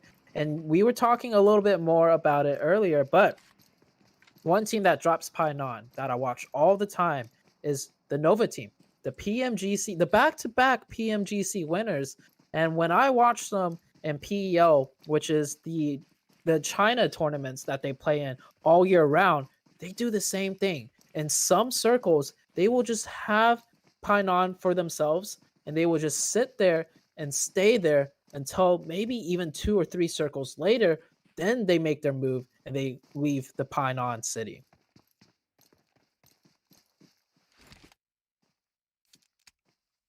Seven Up. It wasn't really that they walked into Game Lord. To be fair, Game Lord walked into them earlier on and they got punished, losing 1 player, and they've lost a 2nd player. They haven't really been able to regain their composure so far. And like I said, with that threat of the top spot being challenged by the likes of Germany as a community, by the likes of Romania as a community, even Italy, the day that they've had, it's up to Game Lord to continue to push on forward. It was day 1 where we saw them have a shaky start and they came out swinging on the last 2 games. It doesn't look like it's going to be the same as they move back towards the blue, to be fair, which I low-key don't disagree with, being perfectly honest, because I think 7 Up has their number. Tell you what I do notice though, YMCA, this is a kind of rotation that I don't fully agree with, but I still have to highlight it because I love a rotation. Rotations are all fun and games until you get shot at and you're just blown out of the water. All right, like, yeah. But for us casters, it's still fun and games when that happens. Oh yeah, we get to laugh at it and enjoy it at the expense of the players with the failed rotation. I still remember when you first started kind of commentating as a PMCO. It took you a little bit of time to kind of come to the dark side as a commentator, right? Yeah. Because as a former player, you sympathize a bit more, but now you're fully formed. Now you're fully converted to the sadistic side of a commentator. Yeah, you're absolutely right. Yep. And I think I have definitely enjoyed commentating more when I can kind of just take joy at the team's expense. But for sure, when I started commentating, my mindset was just like, oh no, I feel so bad for these players, because I know how it feels to have a huge blunder like that. And even though I enjoy it a little bit more sadistic, as far as the players go, my heart still goes out to them, just grinding it out. And talking about grinding it out, Red Moon showing signs of life now. Red Moon's had a very rough start to the day, but they get 2 quick knocks onto the Eastern Stars. I think Eastern Stars were trying to see if this compound was taken, and definitely not having the better of that, because 2 of their members that did get close to compound instantly knocked. So maybe a really good trap set up by the Red Moon team. Also, honestly, even though it's easy with hindsight, I think that was a poor rotation path by Eastern Stars, because they went more for that kind of like southeastern mainland coastal line rotation, or at least of this phase 1. I think that was always going to be a much higher chance of another team being in that area, dropping there or not. And they paid the prices. They lose to just Baziloso.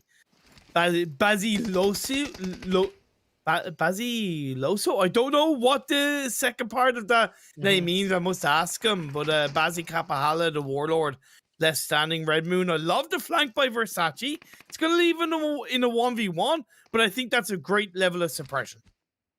Yeah, getting that additional angle just kind of puts more pressure onto Eastern Stars. It forces them to react and try and do something. And Bazzi, he realizes like his teammate, as much as he wants to support him with the angles Red Moon's getting, he has to take a challenge straight up. And Versace is also very aware that Bazzi might adjust for his positioning. Versace in a 1v1. He does not have to take this by himself though.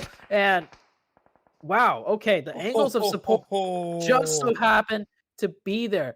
When they got the second or the third knock onto the Eastern, onto Kapahala, Versace could have just played that slower, waited for his team to support him. But luckily for him, Ed, with that angle from downtown, does get the trade. So they will be able to get the reset onto Versace. Red Moon should be able to keep up 4. And the next circle has shifted on up. And this is a doozy of a circle, Imperium. Yeah, this is where I start to sympathize with the teams a lot more, right? It hasn't gone down confidently towards that southwest island. If anything, it's shifted to the point where you have a little bit more of that mainland in play, the boot camp hill and the coastline of that mainland outside of boot camp. LMV do have the trifecta compound under control once again. 7-Up pushing, swimming in the water where Greek army have the potential of picking up a couple of free kills, but they don't take the shots realistically. They look to move into the edge of the circle. I kind of like the fact that they're not tunnel visioned, but still, if you have an opportunity for a kill, take it. Maybe they might be worried just getting shot at from a different angle across the waters, right? Like it happens. It does happen quite a lot on Sandhawk in that area.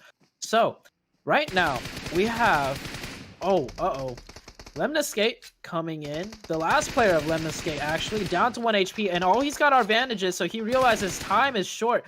So he's just trying to look for that confirmed Elam, but he knows if he peeks out too much, the rest of the Red Moon team will have the cover ready. The smoke is out. Freezy trying to do the best he can before his time runs out. The blue zone slowly ticking away at him. And Red Moon, though, take the shots, man. There we go. All right. That took a while, but they got it in. YMCA trying to breach into the circle. Rex Esports not having any of that, just shutting down that player from YMCA. Yeah, YMCA initially took a couple of shots towards Greek army where you highlighted that they might be aware of being shot from another team, and that was the case. But instead of committing across the road, they tried to commit through ruins. And honestly, I like it. I'm not even a fan of the fact that Rexpect are going through ruins. I hate when you go through ruins. I get it if it's on the edge of the circle. It's a little bit more attainable, but I still think it's a massive kind of risk, and there's a lot of RNG because with how ruins plays is that there's a lot of little dips, a lot of little rocks, a lot of little kind of swamp areas where you're able to hide, snake, and then come out and spring a surprise on the team. So being around that area for both sides is not good in my opinion. Yeah, trying to clear ruins is tough because you have wide gaps of open area and then you have sparse cover. It makes it really difficult to kind of figure out where teams might be. Whereas the rest of the map, at least it's like more closer lit. You have like small hills to small hills. You got the grass. You got multiple rocks and trees for cover. A little bit easier to work in as a group. But ruins it is. YMCA is committed. Rex is also committed to defending this and holding it down. And next circle does shift on up. Eastern main island, southwestern island, and then of course the river that cuts through the middle and the bridges. This is going to be the battle of two fronts. We're going to see a lot of teams on the east side get into fights and lose their lives, similar onto the western side. Oh man, at least the northwest island is out of play. If that in any way helps, I doubt it does realistically, but I have to point it out. Nacho with a knock onto one of the YMCA players. You can see the mini feed. A second knock comes through, so it's just Lorexi as the last player standing for the side of YMCA. It's really a matter of just trying to hold on and see what he can do. As Golden Esports, they've looked good so far in the first two games, but so the 100 Daddy, the IGL of the side. Reznov around there. Lovely nade being thrown up by Lewis. Reznov picks up a knock into Marcio. Absolutely lovely from the side of the 100. Louis gets dropped to his knees as well. A little bit of a third party for Mega Power. That's giving the advantage over to the side of the 100 as Golden Esports left with just 2 alive, Fari and Chief. And another nade goes up against the wall. Sorry to say, Golden Esports, but you're being picked off one by one. Golden Esports in the middle of a sandwich right now. They're definitely not liking it. Feeling the pressure from Mega Power and the 100. And Mega Power, a team that is very strong when it comes to their gun skill and their aim. Mega Power not even deciding to press this. They have a nice control split on the north, and they know they have the angles and sight lines to pick up the kills. So they're just playing it patient. And with the circle closing, that's a very good idea because teams could still be rotating in from behind. So very good composure for them to not get too greedy. We're back onto the western. Oh, we were on the western side of things for a little bit. The multiple fronts, multiple fights going all around the map. Golden down to 2 now, trying to get that revive. They will reset to 2, but not much they can do from here. Yeah, you can see in the kill feed 7-Up. I believe that is the end of Glore. LMV got involved as well. Greek army on that western side, trying to find the players. A 7-Up Starkey goes into the shack and is like, nah, I'm not getting involved. You're on your own. As Greek army turned their attention towards the members of Respect. Back onto Golden. The duo just constantly getting knocked, constantly getting revived, trying to do what they can. And the next circle has shifted. We are going to the eastern side. You saw right there on the map. It does favor V100, so they will get a nice priority or a very strong position too at those compounds. So the western side it is. The western side's where all the action is going to be as these teams try and rotate in. And well, Golden just getting grenades, bullets. I'm surprised they're still alive. Yes, by Mega Power and V100. It's just, oh geez, man, these two players. Credit where it's due for the resilience, but it's just like, they're like punching go down bags right already. Now. Yeah, they are like punching they're literally bags. punching bags right now, just getting punched out by 2 different teams. Back onto the eastern side. And this is what I was talking about with Respect and coming out of ruins. Like, it was only going to get them so far in the game. Greek army being somewhat proactive, and they come in to get a couple of knocks. Mega Power, they meet their makers in the former Game Lord with Robs. I think the last player, though. No, not quite. He's knocked. There's still another one in the blue. Mega Baby, Logist. Last player, Rite. Mega Power still going strong. Golden Esports, you're still alive? What he the just hell? punched his teammate. Like I don't say it in a bad way. I say this is a good way, but it's like they're the cockroaches of PUBG Mobile right now. They just won't go down. Right? They're staying alive. You could have a nuke fly down on this Sanhok map, and they'd still probably be alive. I love how every time we put the camera on them, at least one of them is knocked. Right? It's just there's always at least one player knocked. I mean, I will credit them though. Yeah, they of course. do have really good discipline in the fact that not both of them are peeking out too hard and just getting straight eliminated. They're taking turns, one's playing a bit more aggressive, one's playing a bit more of an anchor. So they managed to survive for a really long time. There's only 8 teams alive, and they're still in the game. 7 teams left alive now, and I think they're still up and just trying to stay alive and scrap it out. The next zone has shifted. It goes away from the compound. We're going to go towards the open area of the map. The bridge is in play. The underside of the bridge is in play. And I think La Familia is going to have a really good time with that. The 100 trying to breach on out of their compounds. And they do have vehicles for rotation. This is a perfect time to have vehicles because you do not be wanting to run across that in the open on foot. And when we highlight the use of vehicles, that's a perfect situation to pull it off indeed. Lovely spray by Daddy to get the knock on the Versace. And I really love the fact that the 100 sent one player there first, followed by the rest of the team, right? It's just that little bit of an anchor point. La Familia down in the bottom of the bridge. One of their players gets knocked, followed by a second. Wasted is on his own. She'll be able to pull off the revive onto Clay. But this is looking like the 100 chicken dinner, and it would be a massively deserved one at that, based off the fact of how they performed in the first 2 games. UK, 3 games in a row, looking good. They did have 4 players, and I thought they still had 4, but they're actually down to 2. So that rotation was a good one, but it did cost him a little bit. And La Familia, as soon as he takes out one player, gets third party by the other. Mega Power taking really good advantage of that timing. And now it's a 3v2 situation, but 6 Oh, alive. There is one no. player somewhere in the blue zone meting off, and now it's a 1v3. Shots by Daddy is going to have to clutch it up. Unfortunately, only rocking a vehicle to his name. Needs to try and blow that vehicle up, though, if he can. Nades aplenty by Mega Power. They do have to push across the road. Technically, they don't need to for the time being. They do have one on the other side down by the lower bridge, if I'm not mistaken. I think that's Logist. Indeed, there is one player from Red Moon, Red X, healing in the blue. Just a couple of first aids he has to his name to try to secure a top 3, possibly a top 2. I like how Daddy's sticking to his composure, and I do appreciate the fact that Mega Power aren't pushing it. They want to see where this next circle shifts. Yeah, Mega Power is assuming it's a 3v2, right? With the 100 having a second member up and definitely playing a bit more careful on Sandhawk in a 3v2 situation. As soon as this Red Moon player goes down, though... Oh, wow. My second place Lord. finish for Red Moon. He got himself second place. The timing, absolutely perfect for the last player, Red X of Red Moon. I feel bad for Daddy, of course, because you just can't control that. But in the end, Red Moon gets second, and Mega Power secure themselves a chicken dinner. Mega Power with a beautiful nade securing that point.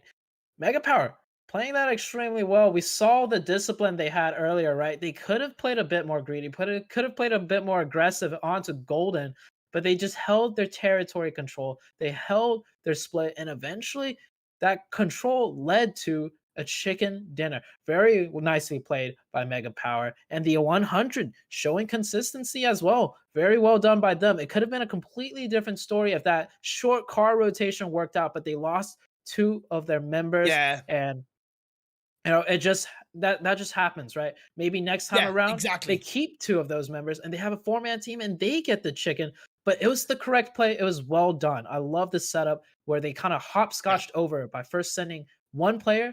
That player was set up, he can cover, and then he covered his 3 teammates going in.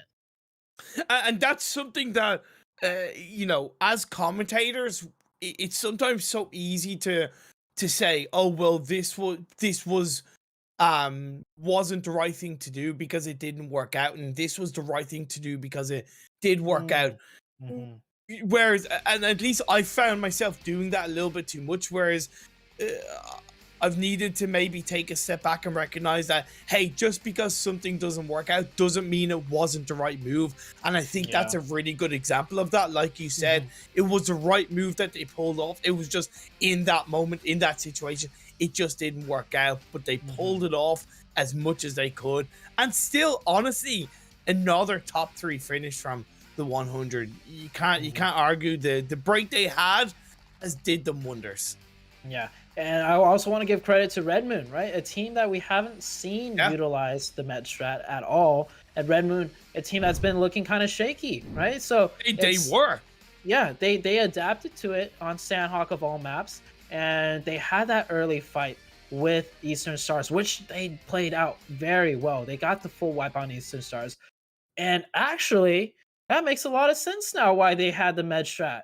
They took out the Eastern Stars, and we know the Eastern Stars on the very first day of Sandhawk, they stack up on a lot of meds. So I think they got majority of their meds from the Eastern Stars, so very good for them.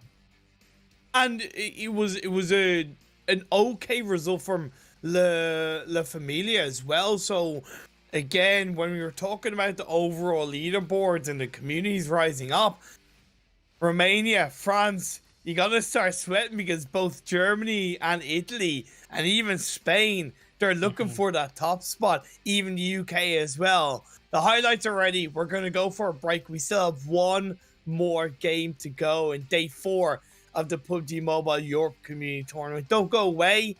We will see you all very soon.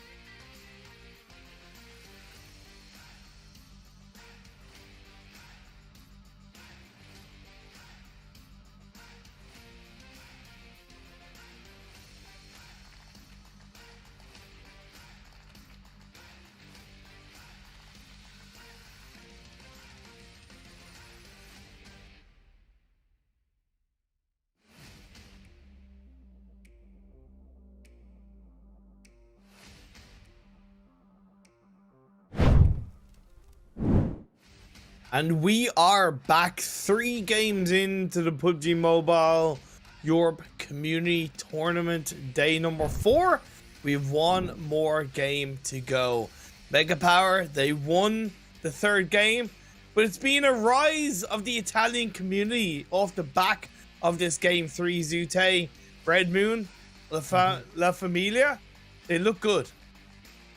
Red Moon, La Familia, 21 and 17 points respectively in that last match. Really good job out of those 2 teams representing Italy. Yeah. And I just want to, once again, I need to highlight the overalls coming into today, right? Yeah. Because the overalls coming into today, Italy was in 4th place at 177 overall. And with a performance like that out of both of Red Moon and La Familia kind of joining forces together, that really shoots them up closer. And now the top 4 overall is literally just 2, like at most maybe 10, 15 points all within one another from 1st to maybe 4th. I'm making a bit of a bold prediction depending on how this final game goes, but if the Italian community, in terms of either one team or even both teams, get a good 20 to 30 points together, I think you're going to see a much stronger gap with Italy being on top, because today alone in the first 3 games they've scored around 70 points. And you know, that would put them on roughly around 240. And if you look at Game Lord, the sole French representatives in today's games, they've had 6 points in game 1, 8 points in game 2, and 8 points in game 3. It's not bad, but it's by no means as massive as, let's say, the Italian community has had. And when you look at Eastern Stars, again, the sole Romanian representative, 4 points in game 1, 5 points in game 2, and 0 points in game 3. So really, outside of Germany, because LMV had very good 2 games in a row, this is the day of the Italians, man. This is the day of the Italians. Yeah, you did say ciao at some point, right? When they I did when they got the very first chicken today too. Yeah, they got their first chicken. Yeah. Right, for the entirety of the tournament. Like, okay, so yeah, getting not just the chicken, but keeping it going, and not just one team out of the French, or not French, the Italian community. Both teams out of the Italian community stepping up today and showing, you know, what they got. And an even bolder prediction here. I think the fact that both teams are doing really well 4 days in, I feel like they're improving. I feel like they're adjusting. I think at the end of the tournament, like just with the pacing that the Italians are doing right now, they're looking really good to, you know, end the overall tournament after all the games are played at 1st overall. Because, you know, like we see a team like Eastern Stars, right? They come out very strong. Are you flip-flopping? You did earlier in the week, you said Romania would win. Are you flip-flopping, Zute? I mean, I'm just calling it as it is with, you know, the way things are breaking out, right? Like Eastern Stars, I thought they would be consistent all days, all throughout the tournament, because we saw how strong they were. But now today, it's like inconsistency strikes. And I'm always the type to forward the upward trend, right? Like just, you know, from an analytical standpoint, the upward trend is definitely a bit stronger and longer lasting as the days continue on. Yeah, I definitely see where you're coming from with that, and I fully agree. To give a lot of credit and focus to the 100 and UK community, man, they've had 52 points in the 3 games today. That's roughly 18, roughly 18 points per game, give or take. So really good day coming out from the 100, especially when you look at where they were in the overall standings coming into today's games. 8th down at the bottom. So it allows them to kind of climb up. I know Czech Republic 7 up haven't really had the best of days. Spain have had an okay day. Mega Power, the Nordic countries, yeah, they got the chicken dinner in this game 3, but that was their first real positive result of the day. One more good game from the 100, not to put too much pressure, but another top 3, maybe even a chicken dinner. We could see the UK side and the UK community break into the top 4, top 3. Just kind of putting that out there. It's a good rise. Yeah, potentially. Yeah, the 100 team, definitely a team that I'm really starting to like. Like, we saw glimpses of them in previous days, but then, of course, with the rise of Eastern Stars, with the rise of Big, it got completely overshadowed. But with Eastern Stars kind of taking a step back today, and Big not being in the lobby, and a few of the other top teams not really just, completely showing out, we're seeing more signs of life, more sparks from the 100, and with only one game left, I would really love to see the 100 step it up here, even, and get a chicken even. Yeah, exactly. I would definitely enjoy seeing a chicken dinner. Sorry about that. I have a phone call. Good. Yeah, no caller ID, so I don't know what it is. Don't know. Not gonna answer. But in a wrangle, trying to kind of have a little bit of a look. Eastern Stars have looked good in a wrangle. They've gotten a good chicken dinner, 17-pointer and an 18-pointer in 3 of the 4 in wrangle games they've played. So I think kind of Eastern Stars are a good bet. But again, they're not having a good day, and we're into our final game. Final game of the day. Back on Erangel, we got the playing path from the southeast to the western side. This one a little bit skewed more towards the south, but not too difficult, mainly because if you're dropping for cars going up to the north, you got a lot of spread options. I don't think we'll see too many teams trying to go for the same drop area for the vehicles to rotate on up. And Mega Power, once again, dropping in Novo and not Pachinki. So I think they just switched up the strategy completely. For whatever reason, they feel like Pachinki not the most optimal spot. And that's funny to say because Pachinki's at the center of the game. Statistically, it's got the best rotations. But on the same note, the other day I mentioned a lot of top teams from across the world don't even drop center, and Pachinki might be a little bit more overrated than we think. Bravis and Lemniscate with the rematch in the farm area. I don't know what it is about these two teams. They're like magnets to each other. Bravis representing the Spanish community, Lemniscate representing the Greek community. To be fair, Lemniscate really need this squad up and really need a good result.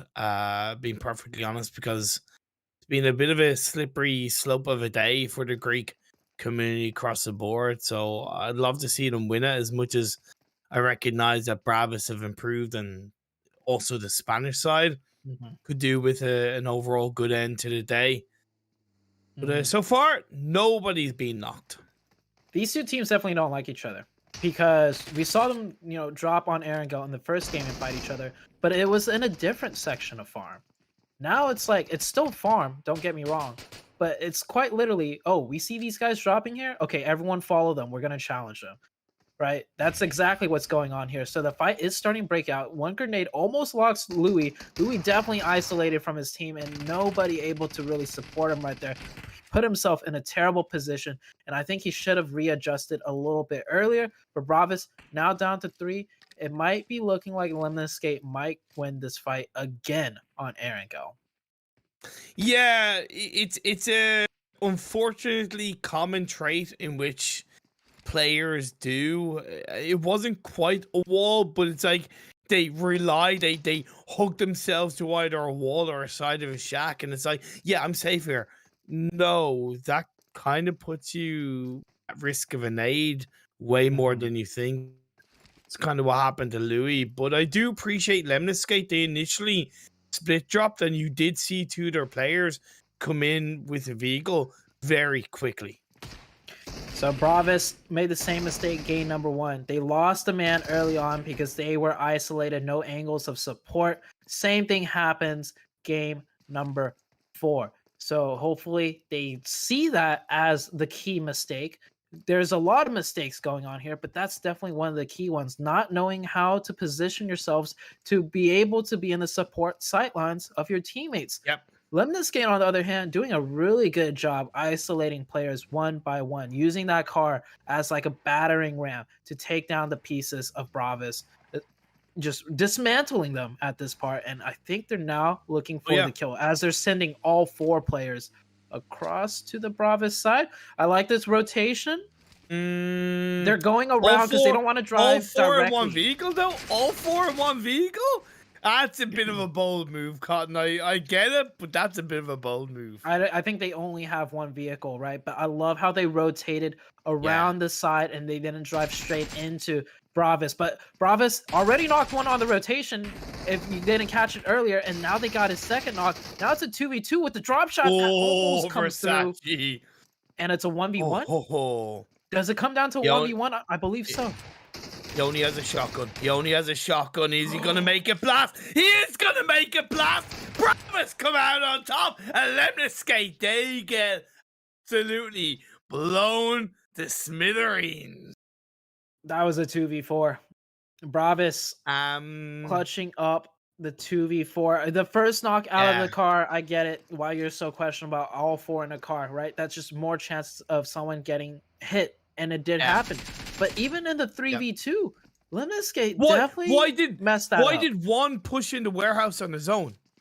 Yes, that was the key mistake there. But Rex in a 1v2 as well, and not getting the better of that. 7up picking up a quick elim right there. Man, last game of the day, a couple of sloppy mistakes, to be fair, to kick off this final game. Rexpect shouldn't be losing players like that. I know maybe they're not used to 7up being super duper close like that.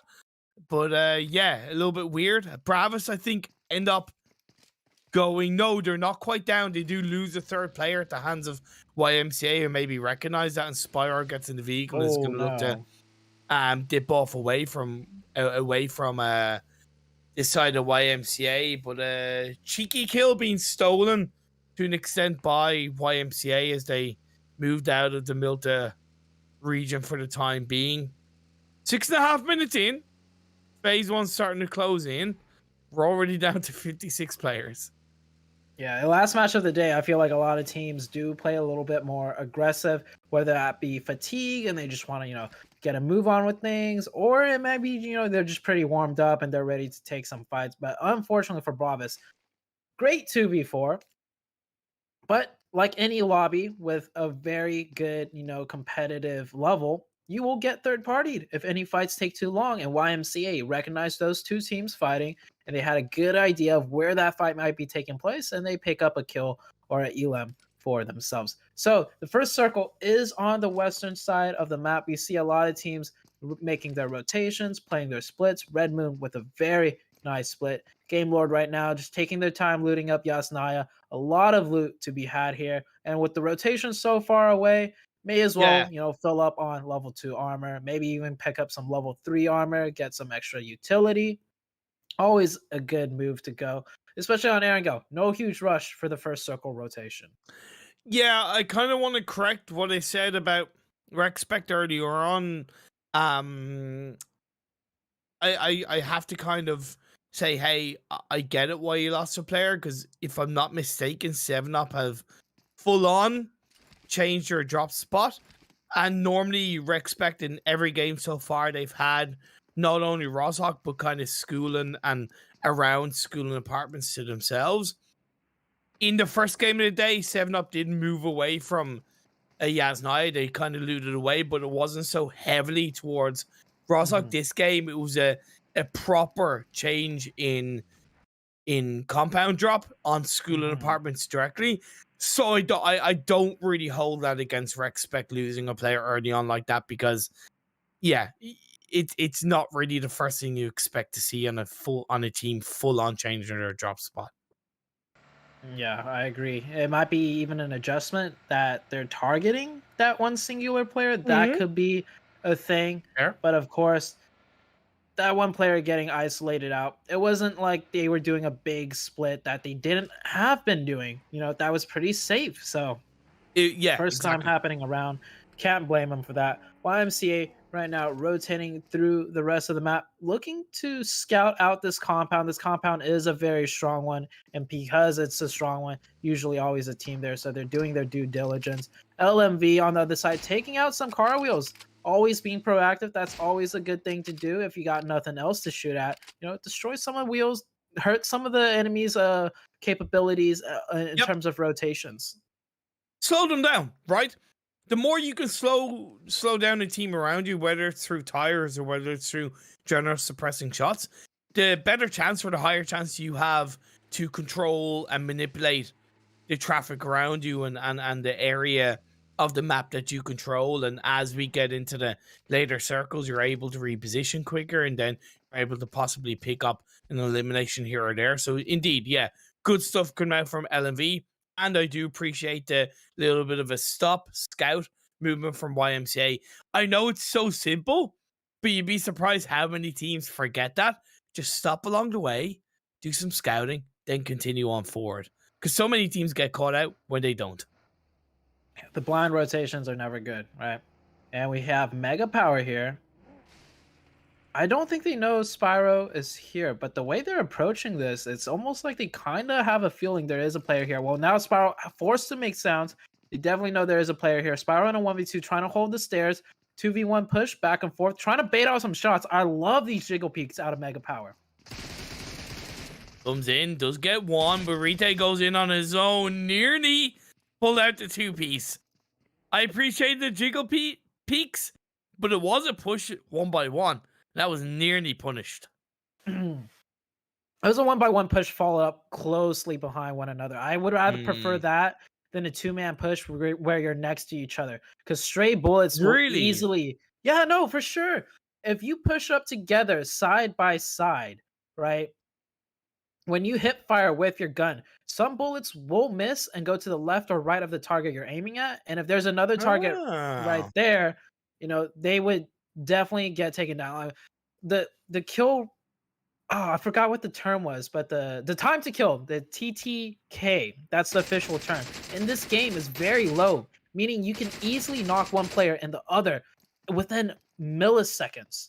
Yeah. So that spread out one push and then push after another, the timing of it was perfectly fine. Okay. If it was like a further second apart, then yes, a bit more on the side of, yeah, that's a mistake. Okay. So again, just always learning, commentating with you. It's part of why I love it, man. It's part of why I love it. Phase 2 pops up. Eastern Stars being a little bit tickled by Game Lord. You also see Uncanny. Not really having the best of days comparative to yesterday. Of course, we're seeing a lot more teams kind of overall, I feel, continue to step up to the plate in today's games, especially the likes of the Italians in the UK side of the 100, pull out some absolutely massive performances. But indeed, Uncanny taking some shots towards YMCA. It's a good spot, both hovering around the kind of north and south of the river, gives them a lot of variabilities depending on where Phase 3 goes. And I think the second circle did just shift on out, but we see Parikh here with the M24. Love seeing more and more players use the bolt action. Not only is it very entertaining, but they're starting to incorporate it into high-level competitive play. I know early on in the scene, a bolt action simply, yeah, I could take shots at people, but I can't really do anything off it because it's so long distance. But we see some teams employ the bolt action really well. Glor holding a nice split, taking shots at multiple teams. One team rotating in here. Golden on the other side of the map in a very precarious situation as Louis, I think he lost the car and he's asking for a quick rescue. Chief comes in with that rescue, but they are kind of found as bullets rain on in, but I think they will be okay and they'll be able to readjust with their 3 remaining players. The side of Greek Army did commit to the South George crates. I'm not exactly sure how this Phase 2 has shifted overall, but I initially am not a fan of that. We'll have to wait and see. I'm subject to change on my opinion, but I think with how other teams are wrapped around them, I think it's just a sticky place to be so early in the circle. Yeah, LMV as well. I know LMV are in a little bit of a safer position to disengage because they're more towards the South George area, but I really don't like that commitment of crates from Greek Army. Yeah, definitely not. And also when you commit to crates, you're giving a signal to the teams camping the bridges like, hey, we're here and we're looking to cross a bridge. So if you want to stay there and camp us, Yeah. we'll be right here. So yeah, it's not a good. It's really not a good spot at all, in my opinion. I gotta agree with you, Game Lord. Getting a Elam onto the side of the 100. I think the 100 was trying to do some scouting. One of their players got caught out. Game Lord being very proactive. Notice how they're not just all sitting at the compound, but they're playing split and they're Yeah. moving around the compound with their vehicles to scout out some more information and create some more buffer zones, so to say. But this is pretty much the northern side of the circle. Circle will be shifting soon. LMV and Glor taking the crates. LMV, like you said, in a better position because they are more easily able to rotate out of this. Whereas Glor, well, I mean, they're now stuck between two different teams. I think where Game Lord have themselves on that north of the river, best spot, best compound, especially with the way they have themselves spread out. Because you have that compound as an anchor point, but the hills around, it's quite hard to breach. Yeah. And the fact that they've already been proactive enough to get a kill onto the 100 just makes it so much easier. So fair play to the Game Lord on recognizing that part of the map to control. Waiting for LMV to make a move. I think this phase 3 shift is going to be quite important. YMCA in the cube compound to the north of the river. Red Moon on Everest.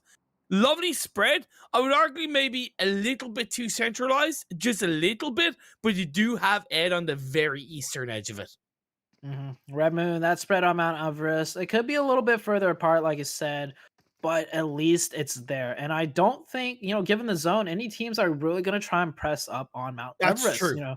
So they don't have to be super spread out to maintain spacing and control. And that hard shift is a huge one to the south. The circle, the white line of the circle is almost quite literally touching the blue zone of that south side. So Mega Power getting a very nice shift. So many teams have to readjust for this huge shift, and you see 100 making a wide rotation. Game Lord on the north side also doing the same, and it's a game of who will make the faster rotation to take the best spot in that circle, because with a hard shift like that, you can always maybe expect a few zones or a few pockets of the area open that no team is occupying.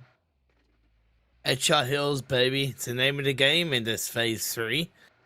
A tricky area to hold on to. Eastern Stars lost Kapahala. They're down to 3. 7-Up pushing in onto the members of YMCA and towards their ruins direction, and they're not wasting any time at all. Just Ketu and King D that are left standing for the Nordic side. They being cooked up by Ketu, looking for Starkey. Starkey wants to have none of it. Hovering through, it's a little bit overcooked to the point where he takes damage. F in the chat, boys. F in the chat as Ketu has to try and heal up. His teammate is there to cook up an aid himself. Don't let that happen to him. Starkey moves down the side of the building. Where's the rest of 7-Up? Surely you have an idea based on that nade. You gotta push it. Yeah. They're holding a split. They're maintaining their control right now. It's the beginning of a circle rotation. So similar to on Sandhawk, they don't want to get too greedy and go for the finish because there's multiple teams in the wings that could still be rotating. And Starkey, he's just readjusting, right? He's readjusting. He's falling back. He knows he's isolated. He does get knocked, but he readjusted fast enough to be able to get revived. So I think 7-Up, all in all, played that very well. I just think of the third party, right? Because this is a good area of the map to hold down. So you're gonna have a number of teams there. Uncanny has pushed forward. Now, luckily for 7-Up, Game Lord are kind of distracting them as Victor opens the door, gets a knock into Scottzilla. Absolutely fantastic IGN, by the way, Scottzilla. Love it. Hidatori holding on to the side of the wall. Joker's in the back line. The revive is coming through, but that revive leaves time for Game Lord to push on through. Stay to the wall, but don't rely on it, Narvalo. There you go. Lovely sprays, pre-firing. First aid being pulled off, but that's what I talked about. The side of the wall can be there, but you can't stay there. Yeah, great grenade. Great answer back by Uncanny. Game Lord forced to kind of readjust this now. I love how Game Lord just used one player to push up though, and everyone else holding back, providing the pressure fire. Yes, That's a newer meta strategy that I'm starting to see more and more teams employ. And game theory wise, it makes a lot of sense. You push close up with 3 players, the utility of the 3 players Especially kind of against the get wall. limited. Yeah. Yeah. Yeah, Mhm. exactly. So 1 grenade took down 1 player. If he had a teammate right next to him, instantly that's 2 players down. Now Uncanny really getting peppered up by multiple teams, and I think that now that they're down to 2, they're falling back to try and get that full Oh, reset. And Game no. Lord just ripping them apart. This is why you don't necessarily need 3 players up close on the push. You Yeah. just need that suppressive fire, and the 1 player up close can try and find the openings, or at least put pressure to force mistakes for your teammates in the back to get the knocks. And the next circle has popped up. 7-Up has still not gotten rid of YMCA. The circle shifts up north. That's going to be more of an area of focus. That's what I'm talking about. Hidakiri tries to find one, indeed gets a knock, but not able to confirm the kill. Potential third party pushes across, gets the second knock, jumps through the wall. Let's go, Hidakiri gets Oh. the third. Is this going to be a true 1v4 for Uncanny? That's to try and reload the weapon. Robs has a nade cooked up. It doesn't quite work. An unfortunate third party takes down Uncanny, but that was such a good effort, and Game Lord can breathe a sigh of relief. My lord. Oh, I gotta Hidakiri. appreciate what he did. That was such a good attempt. He the carry, right? Was that his name? Even no, Hidakiri. I think it's Hidokiri, but you have worded okay. it right. He the carry. I mean, may as well. That was beautifully played. The reactions were on point, and yeah, that third party, he actually got sniped too. So what a sad way to end. I'm pretty sure his teammates were watching, cheering him on, and then just from distance, 1 bolt action shot, and boom, you're done. But that is Battle Royale. It happens. But he put on a show, and luckily for us, we did manage to catch it on the camera. With so much fighting going on, by the way, the circle has shifted deep into the heart of ruins. And by the way, Uncanny, you can blame 7-Up for that, for not taking down YMCA when they probably should have. I'm just putting that out there. Game Lord, they survive as a duo, though. They can stay where they are. They can wait it out until the next circle. It's just on the very edge. We did have a look at Mega Power. They were holding on to the east. Golden Louis driving in, just blindly, vehicle smoking up. Not a care in the world. Desperate times call for desperate measures. It was a good start of the day for Golden Esports, but it's kind of gone horribly wrong in the last 2, at least in the last game and a half, as Louis tries to hold things down. But with a limited amount of cover, it's not looking too good for him. Just making use of whatever he can find, a hay bale, a blown up car. He can survive this circle, but the next one is about to shift out, and it does shift up more north. Now we are actually quite truly in the heart of the ruins, with so many teams trying to breach up into this zone. This sloping hillside is a cluster of carnage and death. We have La Familia, we have Glore, we have another team right behind La Familia. I do believe that might be right there. LMV also trying to break in. And just take a look at the mini map, guys. Take a look at the map. Carnage all around. Yeah, it's that kind of like high ground and low ground as well that we've seen in a number of teams. It seems to be the theme in today's games, and the circle shifts. Rexpect are camping 3 teams on the edge of the circle: Glore, La Familia, and LMV. So they have an opportunity to pick up a number of eliminations. Of course, they leave it too late if they get a little bit too invested. Greek Army is driving in there as well. Mega Power, they have to push through Easter Stars. It's going to be a tough fight to take, while 3 teams, they're deep in the heart of ruins. Glore with that grenade right now. They're trying to ignore the fight behind them and just keep pressing forwards. They know there's not much they can do to control all the chaos behind, but maybe they can take out the Greek team right there, the Greek army, I believe, and snaking up a little bit too far out of the cover of smoke, and that would be the end of that player. Glore still with 3, trying to do what they can. And this sloping hillside is definitely one of the most difficult areas to fight in because it's all open terrain, but you have slight elevation differences that give you cover in some areas, and then you're exposed immediately the next area. And especially when you're trying to kind of be proactive, and the second you step out of one area where you think you're safe against one player or one team, another team has the angle, so you're dead right about that. LMV lost perks. They still 3 players strong. Glore down to 2. They're trying to push onto the precipice, held down by Rexpect. It's a compound. It's freedom. Greek army still not taken down. Game Lord now gonna make the push into the church area where YMCA hold it down. A wing and a prayer. YMCA, if they're gonna survive. But that's not going to be the case, at least for the time being, as a nade is thrown in the direction by Robs. Connects onto get 2. YMCA down to just 1. We switch on over to Rexpect. They see the LMV players pushing on in. They made it through the doorway. They've opened that forbidden door, but Talon can't hold on for too much longer. Hidan lift with just a sliver of health, and that's great proactive play from Rexpect. Yeah, Respect realizes LMV extremely weak, so now they're going to go on the hard aggression, and they do finish out the last player of LMV. And the next circle does come on. It does shift towards the south side, so Respect getting a lucky break I don't there. think anybody's in it. I don't think anybody's in the circle. Nobody's in it because it's just all open field. I mean, I think Mega Power's barely in it, right? So the Ruins team barely having to move out of the Ruins now and fight up towards the hillside, the high ground. Athos down to a solo player, but Eastern Star player nonetheless. He will definitely cause some concern for some of the teams trying to rotate past them. And Redmond, by the way, held a power position on the west side. It's not in the zone, and it wasn't too close to the zone, but that power position gives them a lot of space to work with. And you can see right now, the Red Moon team has a good opportunity to take out the team in front of them, being Rex, and potentially securing the game, because there's no other teams with Red Moon because that power position spaced so many of them away. Yeah, you're dead right.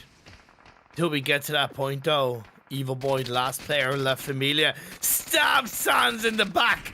What you get for changing your name to something stupid? But either way, the return kill, that's going to be the end of La Familia and 7-Up. It's just Starkey, I believe, left on his own to 100. Daddy IGL and Will trying to move out of the ruins. And Athos, you said he was going to do some damage, and that's exactly what he's doing. It's a 1v1 down on the left side. It's the disadvantageous side, but not for Athos. He makes it work. He gets the kill on Will, and he stays alive. But unfortunately, Mega Power, Mega Baby, Molly takes down Athos. That is a clear distinction between PMGC level under pressure versus not PMGC level. That was a 1v2. As he was thirsting the teammate, right? He went for the thirst, which in my opinion is a mistake. But as he's thirsting the teammate, his other duo partner managed to put some shots. That's when we saw Athos go prone instantly.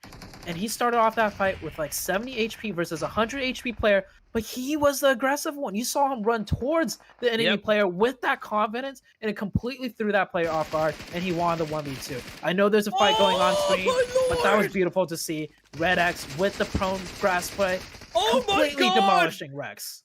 Oh my god, Red X. You said it could have been Red Moon's game, and it still is, but they're left with just one player. Mega Power.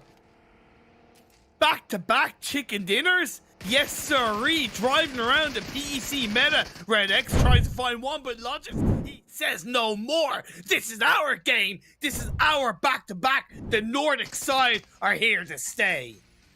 Nordic side coming in huge on Game 3 and Game 4.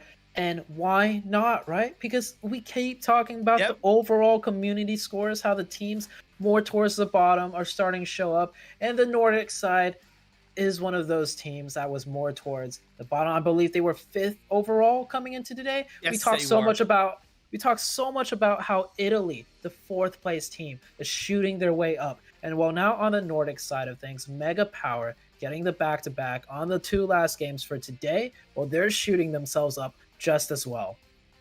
Yeah, and it's a little bit unfortunate that the Italian teams have done so well. I think that will hamper Nordic's chances of maybe like climbing too heavily up, because to be fair, they were a good 50 points behind the likes of Romania and France coming into today's games, and it's only the last 2 games that Mega Power has really stepped up to the plate. Either way, it will soften the blow and it will help take that away from the likes of, you know, Spain doing well, and of course UK, because the 100, even though they went down in the 1v2 in that final game, I have to say it was still a good day for the UK. Definitely, UK showing up, Nordic showing up, all the teams just that really kind of started to show up, and this has been a trend from day 1 to day 4. Will this trend continue all the way up to day 5 and day 6? Like, I wouldn't put it past these teams. Like, we see all of these teams show really good signs of strategy and skill. Some teams just, you know, a bit more one-dimensional potentially, but they're figuring things out. So I'm really curious to see how at the end of this tournament, keep in mind, this is the first time Imperium and I both have done a community-based tournament, and the scores are so insanely close. It actually makes it really exciting, especially with teams constantly putting themselves up into the top 5 and creating that cluster of anyone can be taking the top 3 position. Yeah, and you know, we started the day with asking the question, could LMV fill the shoes that Big had left, because Big aren't participating today? And to give them credit, in the first 2 games especially, they did. It's been a bit of a drop off overall, but there's something to be said for how well they have performed. And again, when we highlight the fact that Eastern Stars haven't really done the best today overall, Game Lord have okay moments, but not really what we've been used to in the past. That door is open for Germany. That door is open for Italy. That door is open for the Nordic countries to step up and overtake first place. But before that, we're going to go for a quick break, show you the highlights, come back, and we'll give you the match rankings of the final day.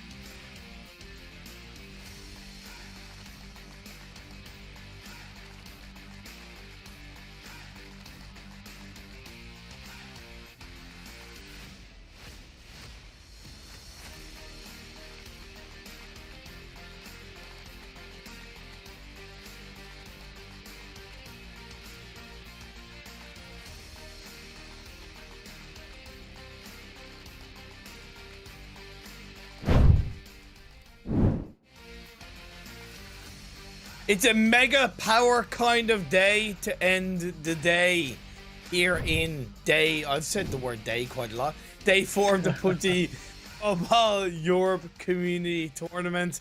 Today, back-to-back chicken dinners for Mega Power, the Nordic region. We had Italy show up.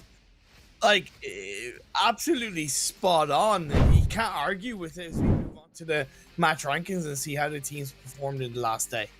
Yeah, Mega Power with 21 points right there. Red Moon, you just mentioned it yourself. Italy definitely showing up. 19 points. Game Lord. Yeah. They had a really big first day. They kind of, I wouldn't say fell off because they've been playing somewhat consistent, but they haven't come in huge.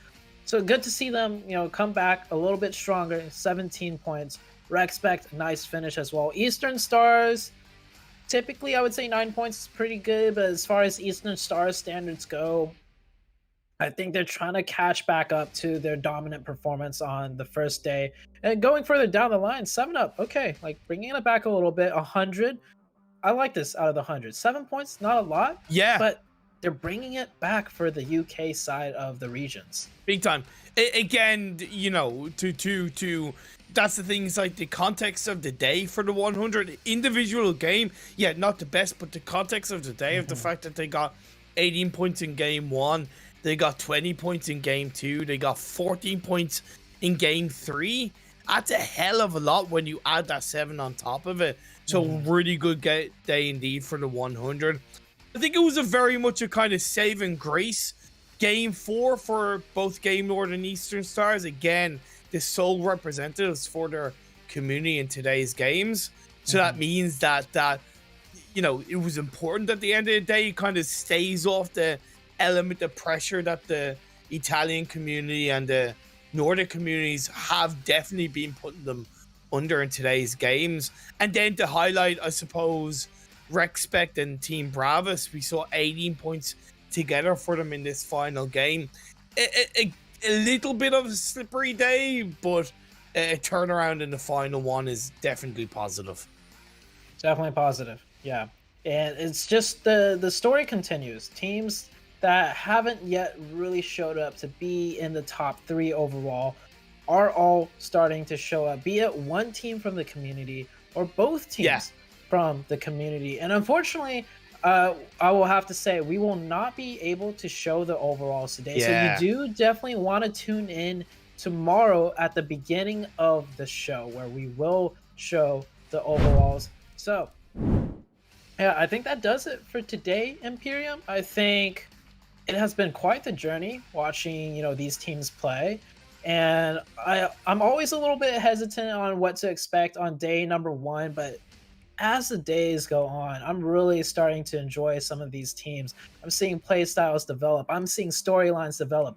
The underdog story is strong with this tournament. Just teams constantly throwing themselves up there, putting themselves in contention. So I can't wait to see how the rest of all the days play out, Imperium. Hell yeah, I couldn't have said it better myself. We do have one more day this week for week number 1 of the wonderful PUBG Mobile Europe Community Tournament. Same time, same place, same people, same faces. Fortunately or unfortunately, depending on what you think. But definitely join us for another day of PUBG Mobile action. Have a lovely evening. I'll see you all tomorrow.